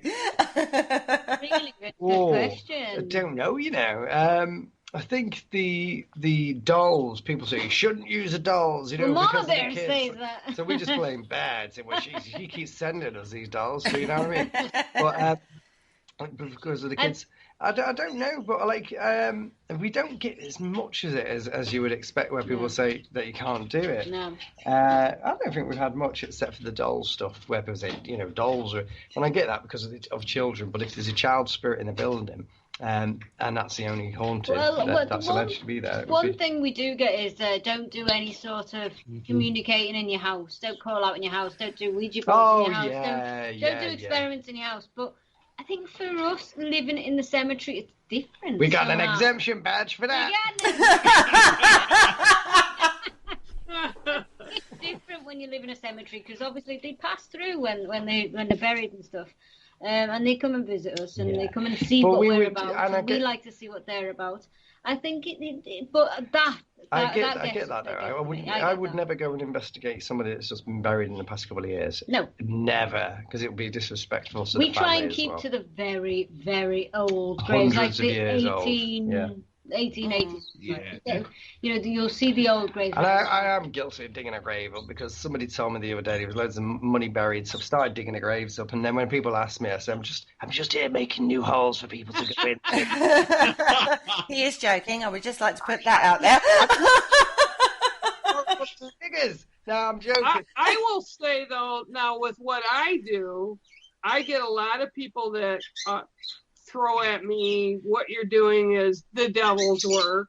Mm-hmm. What you're doing is wrong. You shouldn't connect with spirit. That's evil. And, you know, they throw the Bible verses at me and stuff. I get that a lot. Not as much as I get the positives, obviously, but, you know, they come in and, they don't mince words. No. And my thing is, well, tune into another channel. It's freedom of choice. You can watch me and not watch me, you know. So it's just, you know, and it's all down to choice, right? Mm-hmm. And I look at this field, and you either believe or you don't believe. Yeah. I think it's good to go in skeptical with everything, but sometimes I even will blow my own mind because I'll do a reading with somebody, and then I'll come back. The next day, they'll have sent me a note about something that I had said or did, and I was like, holy crap. I mean, and I don't even remember the read because like an hour after I do a reading, the messages aren't for me, they're for them. So, you know, but some of the stuff I brought through for people, I mean, it's helped them. So I don't look at what I do as evil, but there are people out there that will throw that at me, you know. And there is loads of money buried in the cemetery, you know. Oh my God! No! Disclaimer alert!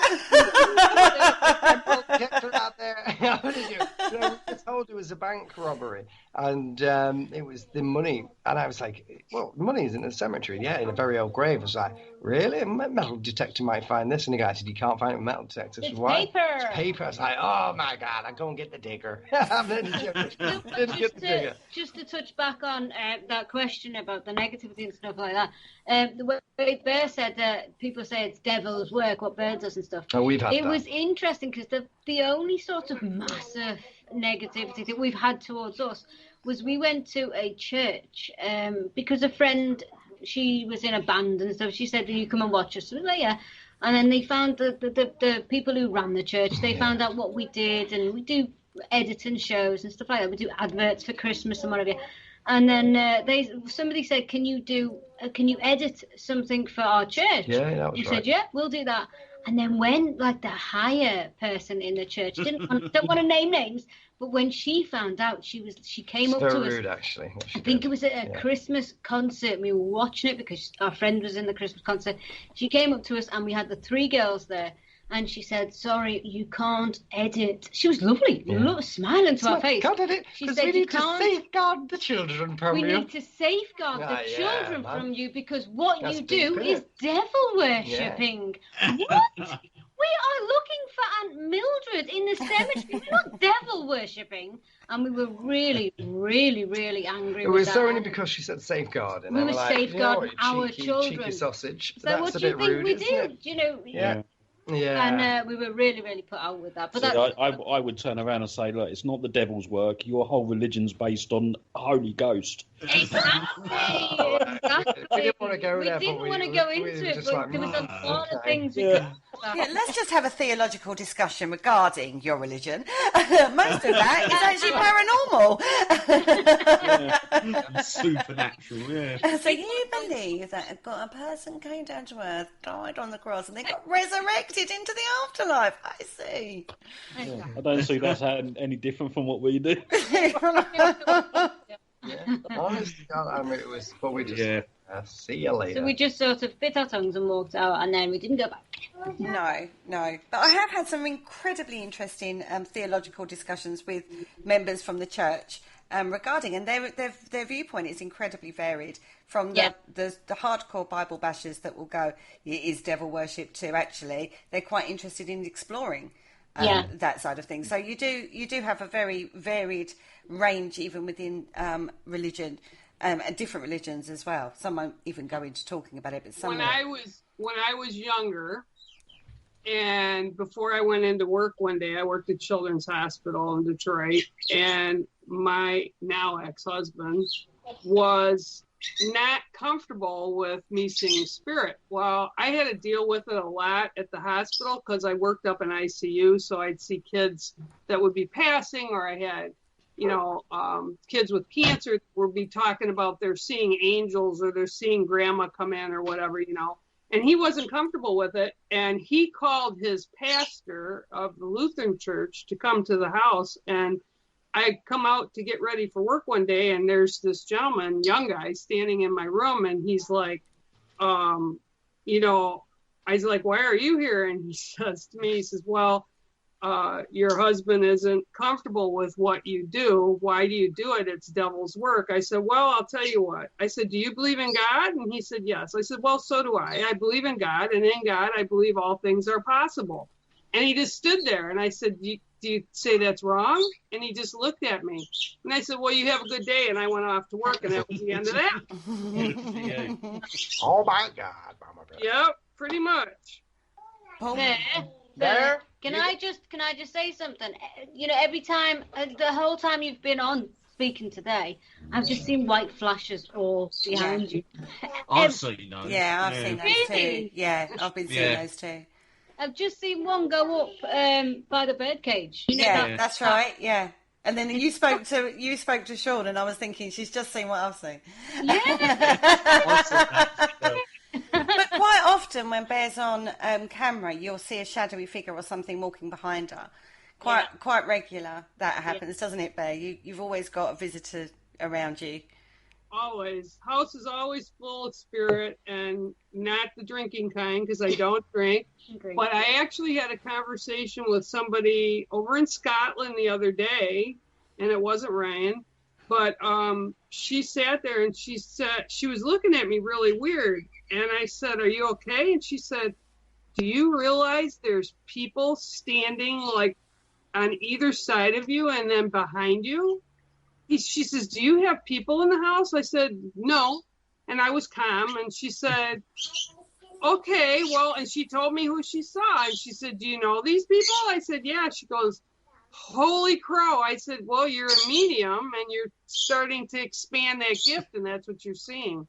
Yeah. So, yeah, I how many times, Bex, have we said, well, the hair incident, oh, that was freaky. The hair.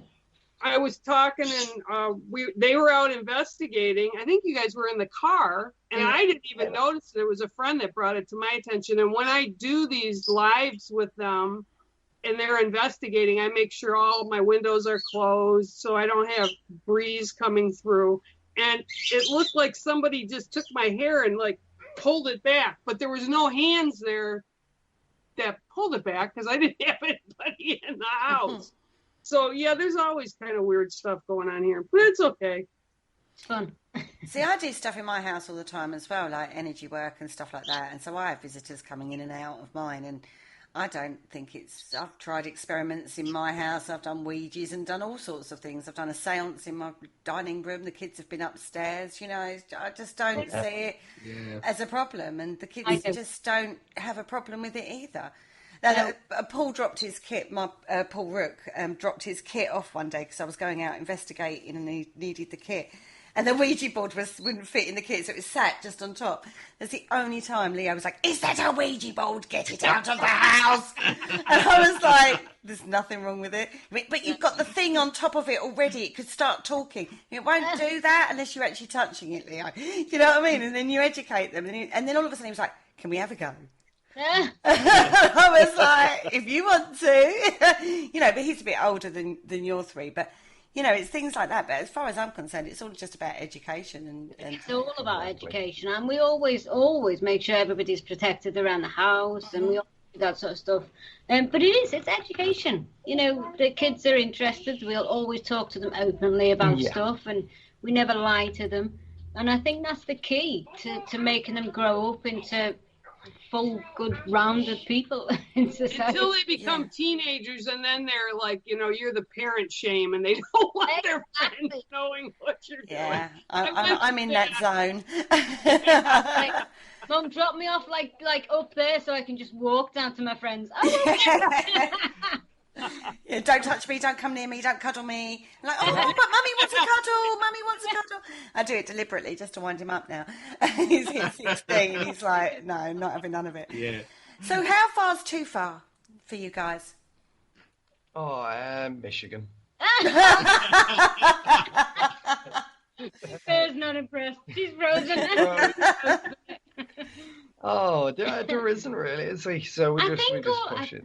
Do you know what? I think all of just the dark witches. stuff. You know, when we get the witchy stuff, stuff, the dark witchy stuff, not the white witchy stuff, because Bear's a witch. I don't mind. Yeah, I don't mind the white stuff. But the dark stuff, like the demonic stuff, I don't like to venture into that. To be honest, too much. Only if it's there in an inverse, then it's there, and we'll go along with it, and we'll talk to it and try and get some answers from it. But we don't seek it out. No, I don't seek it out because I don't like to venture down that path. What about you? Anything else? No, you just stole the words right out of my mouth. Bear, how far's too far for you with your energy work? Well, I'm here my purpose is kind of the path I've been on with the elders and the people that have taught me over the years. I'm kind of deal with death and healing.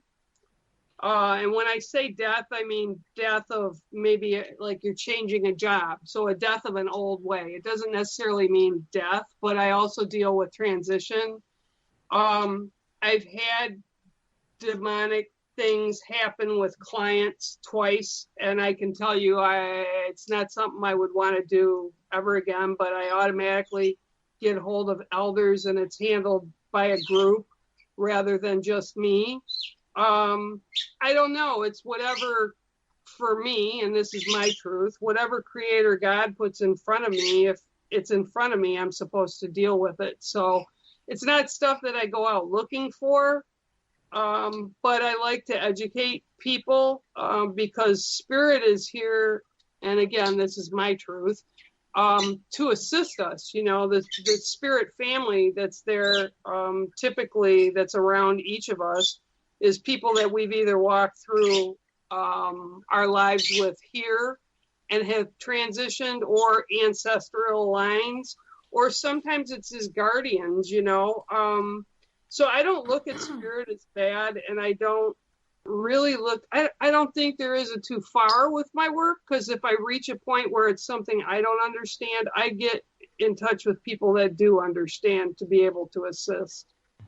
So, but I'm not on TV or live stream like these guys are 24/7 with it.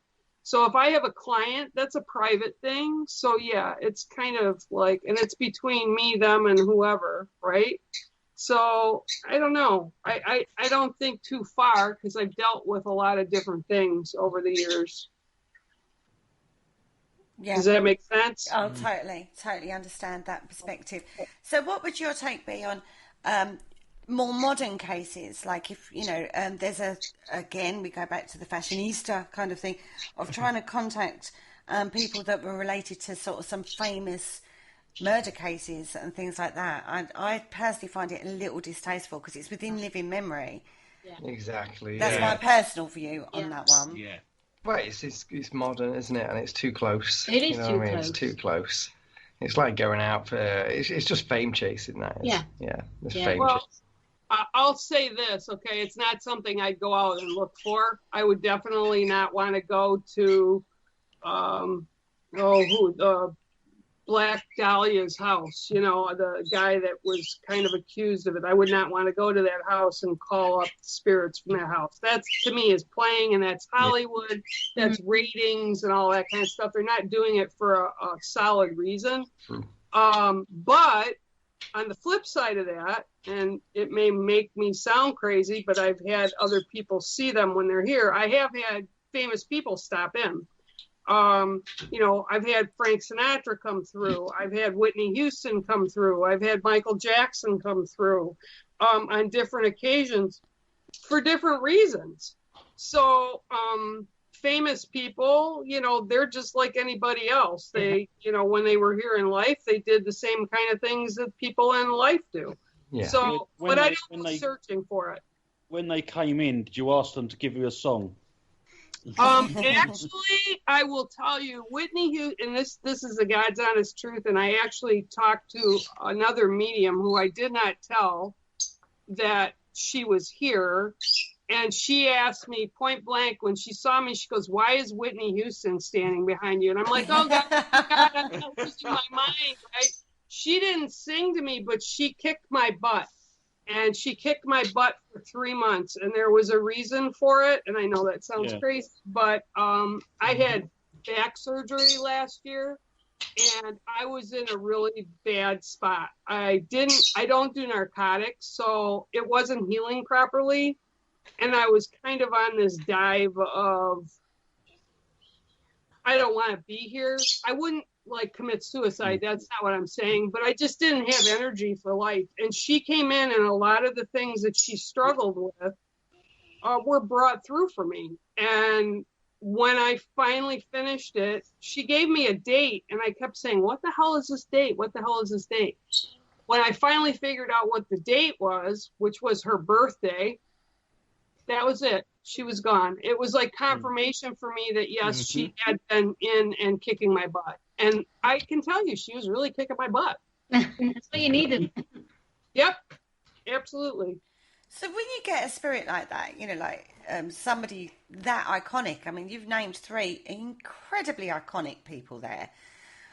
I mean, I have to say, if I got Frank Sinatra, I'd be like, "Oh my God, it's Frank Sinatra! Oh my God!" A proper hero worship moment. Yeah. You know what I mean? So how do you deal with that? Again, they're just like ordinary people. And actually, Frank Sinatra came through because they were doing something with Frank Sinatra's songs, I think it was, right? I remember. And you were actually at a place that he had been back in the days during the war, and I actually got hold of them and said, I think, and I don't remember why I called you guys about it or something, and I said, Frank Sinatra keeps telling me he's here, and he had his rocks glass, I was behind him, and he had a glass of bourbon, and he was sitting there in his army garb, like his everyday fatigues. And he was singing, and there was smoke-filled room and all this stuff. And I called them, and they were actually doing a segment where he was. So, yeah, that was interesting. I don't know. You just take it. I've been doing this since I've been a kid. So, I don't know. It just kind of goes with the territory, I guess. I don't go out and say, "Oh," to everybody, "Oh, so-and-so." it's not about that. It's about the messages they bring. But that was supposed to be something, right?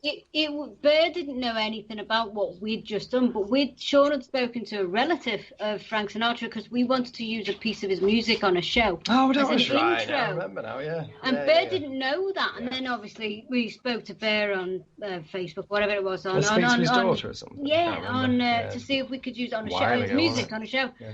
And we FaceTimed you, just to chat about things going on, and then we hadn't told you about us connecting with his daughter, and that is when obviously everything happened with you with Frank Sinatra, and we didn't tell you, and then we said, oh, actually, we're speaking to his daughter, and so that was another thing that Bear had done that we hadn't communicated about. But yeah, we were speaking to his daughter. Remember? And he kept saying, "Come fly with me." And the next episode that you did was that was the song. It was "Come Fly with Me." Yeah, that's it. So yeah, famous or not, they want to connect, and they connect. Like I said, I'm the messenger, so Carrie, I see Buddha every now and then too. So I mean, what are you supposed to do? Exactly. Yeah. No, I'm with you. I've connected with Freya before now, so what difference does it? There is, good old Freya. That was an interesting experience, is all I can say. It's not so much. It's not a dial. I can't it's not like picking up a phone and saying, "Oh, I'm going to call Marilyn Monroe today." Yeah. It doesn't work like that. It doesn't. They show up, and they just show up. Yeah.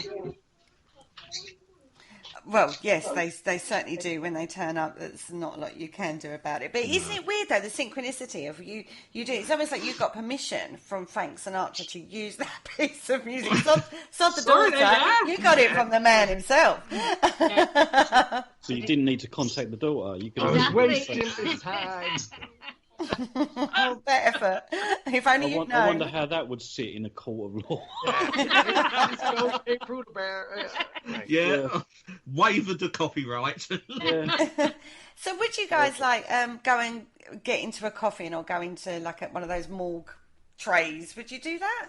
We actually have At done that in Newsham Asylum, where we were passed on to Sean. I think it was Sean got into one. Yeah, I've been in one. I was offered to get into one. I was like, no, not in Cat and Hell's chance. Sean said, I'll get in one. Why does this not surprise me? I think he heard some scratching in there and some bangs and knocks and stuff. Yeah, and it was an interesting experience, you know what I mean? It was a very interesting experience, and I wouldn't rush to do it again, but it was very interesting at the time to go in and sit there where somebody might have been. Very interesting. But I had a wash afterwards. Yeah, you did, yeah.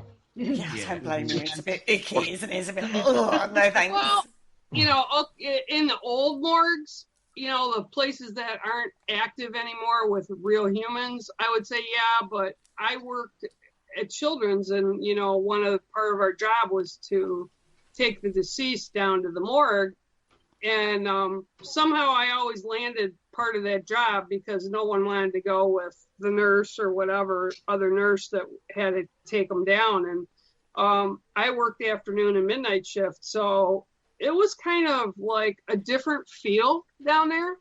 But I always felt it was the last place you could, and this isn't every morgue at every place, obviously, but I always felt that it was the last honoring thing you could do for a person that had just transitioned. Like, you did it with love, so it was always good. But it always had like the hair on your arm stand up vibe when you went down there. So for me, yeah, that was something I've experienced a few times. I don't know that I'd crawl in a place like Sean did, like that's not open, like Eloise here at a morgue, and I don't think I'd want to go down there because it's closed, and it was a sanitarium, and it's like, yeah, no, I don't think so. Yeah. I have enough crazy in my life, thank you very much. I don't think my hips would allow it. Getting in one of those these days. In my younger years, maybe, but my hips these days trying to climb into something is just no, not these days. So, guys, what's your favourite? I mean, let's go to the basic questions. Favourite location, most active for you? Newsham Asylum for me. Newsham Asylum, and I think House of the Devil in Gran Canaria. Very, that was very fantastic because it's like, was we're in in the Gran middle of Canaria as nowhere and we're obviously on holiday. It was on holiday, it was hot, and it was full of devil stuff, but it was lovely haunted place. it was fantastic. Absolutely fantastic location.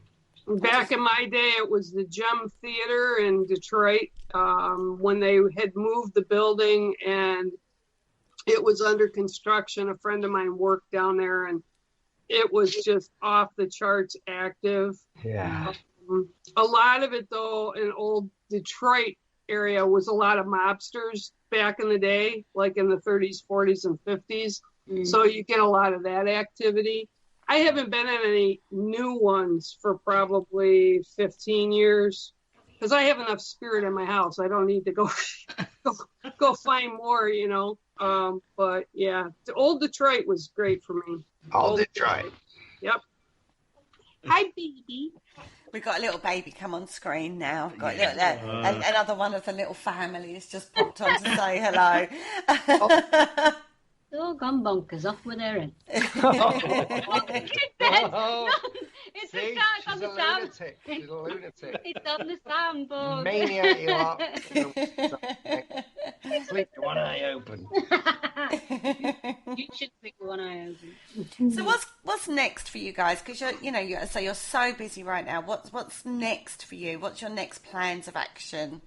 Well, we're going to be filming some more of the Ghost Dimension lockdown shows, and I think we'll be starting a new series soon, won't we? On that, we will. And continuing to do what we do, which is entertain everybody in the day and the evenings, and having fun with the Ghost Dimension family. I think also, this year was meant to be the year that we travel to the US and do a whole bunch of stuff down there. But I think after COVID, we'll be travelling a lot more. We just need to go away, don't we? No, but just to probably go to the US if we can. We're going to go fly to Michigan and see Mom. We'll do a load of episodes out there because the kids are homeschooled, so we've got that freedom to actually travel wherever we want. So, yeah, I think after lockdown, that's the next. That's where we'll go next. When you film the next series of Ghost Dimensions, have you got locations all set ready, or are you still working on some of them? We're still working on them because we're quite far in advance on the edits, so we've got like shows filmed and already done, and so then we're just constantly looking in, going out for new locations. So we're always on the hunt rely for on everybody else as well to find us a lot of it. Location. Just seems to come to us, do you know? So people just come on phone and say, "Oh, by the way, I got this location." We're like, "Brilliant, yeah, let's smash them, we'll go." And if we get a spare 5 minutes, we'll have a look online and see what's going on and see if there's any activity locally or somewhere else. So it's part of the day looking at all that stuff. It is. Yeah. It's all crazy. That's it. Well, I'll speak to you after the show. I was about to say that. Funny enough, maybe you should have a little chat with my Paul Rook over there. Mm-hmm. Cheeky wink. Oh, dear. We do. Yeah. I'm just going to go mad now and just go, we do!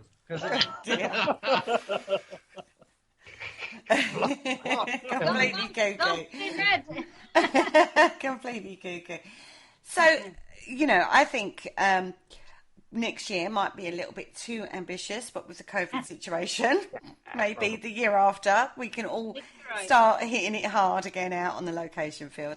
But for now, it really is a question of small locations with yourselves, going out, isn't it? It is a lot more like that at the moment. And the UK has a plethora of locations which are untapped at the moment for you to go and explore. Do you just when you're on holiday, you've got the kids, I take it you've got a nanny or your mum or something, to help you with this? Yeah. I bet they carry the cameras for you instead. I was going to say, homeschool, because now you've gone there homeschooled, and I'm sitting here thinking, I can't manage to do any of that with my two. How do you do it? They're good kids. They're really, really good kids. I mean, Ella's 3, so she doesn't know much. She doesn't. She's at that age where she's like, you tell her not to knock something off the table, and she'll just look at it and go, and knock it off anyway. Yeah. But the other 2, they're at that age where they'll be like, Mum, do you want some help? And I'll be like, yes, please. But when we do go away on holiday, we tend to go where we know people. So Yeah. I mean, we went to Gran Canaria and did the House of the We Devil. have friends over But there. we had so, friends. We didn't actually take the kids on those episodes. No, It we was flew 4 out days. without. We had a went. break without the kids. We did. Lovely. But if we were to go, I mean, if we went to America, we've got people in America that can look after the kids while we go and shoot an episode. We're trying to just tend to do it where we know people, so we have that port of call. Drop them off at Paul's or Kerry's. Yeah. I'll teach them loads of bad habits. Don't worry. You drop them off here. They won't have a clue what you'll be like. My kids were brilliant before they got dropped off at Yeah, Kerry's. that's right. They'll come back swearing and all sorts. Do you know what Ella says? What the hell all the time? Oh, She goes, hey. what the Oh, hell? hey. Like, what? Did you get that? I'll have them doing occult rituals and all sorts. Yeah, go for it.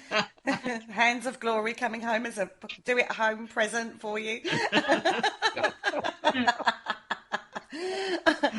So, you guys, think she's joking? oh yeah, they think I'm joking. I'm so not.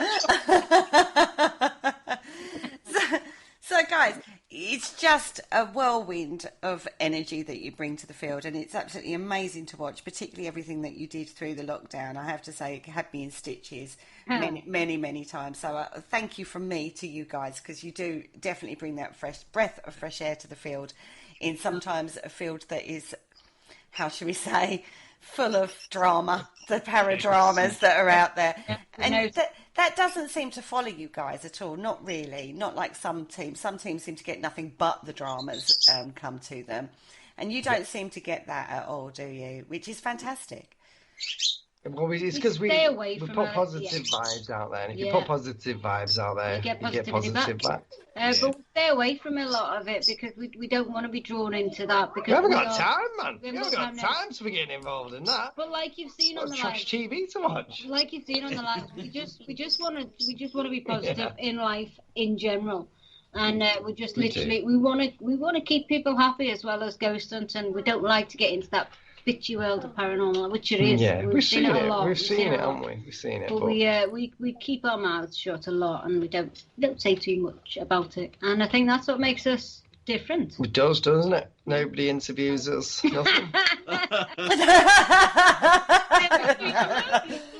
It's all right. We have the same. We have the same. Don't worry. Yeah. Nobody interviews us because we don't bring the paradrama to the table.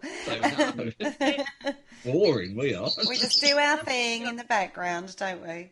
We've been here. Yeah, that's all you can do. But that's all you can do. And Bear, what's up for you? What's coming up for you? You carry on going, girl?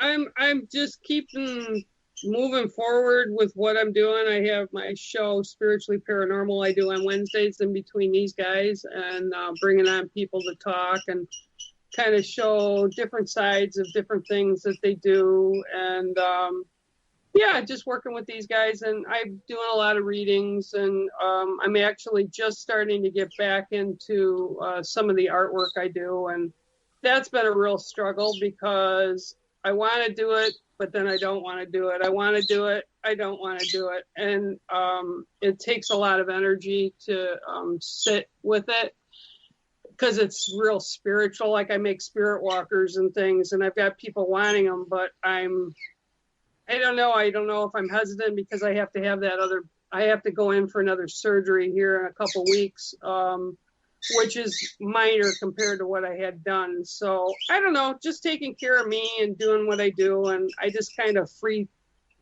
flow it with whatever spirit pushes me to do, I guess, pretty much. And that's how you've got to do it. Sometimes you have to look after yourself to bring the energy forward in other ways in the future. So it's about getting you right, isn't it? Nothing wrong with that at all. Anyway, we're actually coming to the end of the show, guys. It's an absolute whirlwind of 2 hours that we've been down. I know, right? Guys, where can people find you? Give everybody a shout out. Where can they go and find you? www.ghostdimension.co.uk. That's the website. Or Amazon Prime, Pluto TV, My5. I've not got a cheat sheet behind me. I just normally look behind me. A Roku channel, or just search online for Ghost Dimension, and you'll be able. I'm sure it'll just pop up, and you'll be able to find us. So that's the best thing to do. Or just check us out on YouTube. Yeah. Go to Or YouTube. Facebook. Yeah. Family. Or Or FaceTube, as you call it. That's it. FaceTube or YouTube. Yeah, Sean rename. And Bear, where can guys find you? They can find me anywhere on Facebook. Just type in my name or my website at bearmedicinewalker.com, or over by them guys. You can always leave a note in one of the groups or on their page. I find it, or they find me, whatever. On that note, I'd like to say thank you so much for joining us. It's been an absolute pleasure to have you on our show. And having watched you do your thing, it's an absolute pleasure to see fun being brought into the paranormal world, which sometimes is incredibly lacking, with a lot of integrity with the work that you do in the paranormal. So thank you for that. Guys, anything to add? No, I totally echo what you just said there, Kerry. It's been a great show, and certainly we'll be checking out the guys a lot more in the future, and I look forward to seeing more of their shows. And hopefully, if you're down Essex way, and give us guys a shout, we'd love to come out with you. That would be, we'll hold you to that. Will. We definitely will. Yeah, definitely, that'd be good. Ozzy's just taking centre screen there. Come on. He usually does, so he does what he wants, right? He's a good cat. He's an old boy, though. 18. Yeah, 18 years young. Oh, bless him. Paul, anything to add? No, again, just echoing again what you guys already stated, really. It's been an absolute pleasure having you on the show. Total whirlwind, fantastic. Definitely have you on again, and I'll speak to you again after the show regarding another location for it. Nice to get that cheeky little plug in. A little cheeky wink going on there.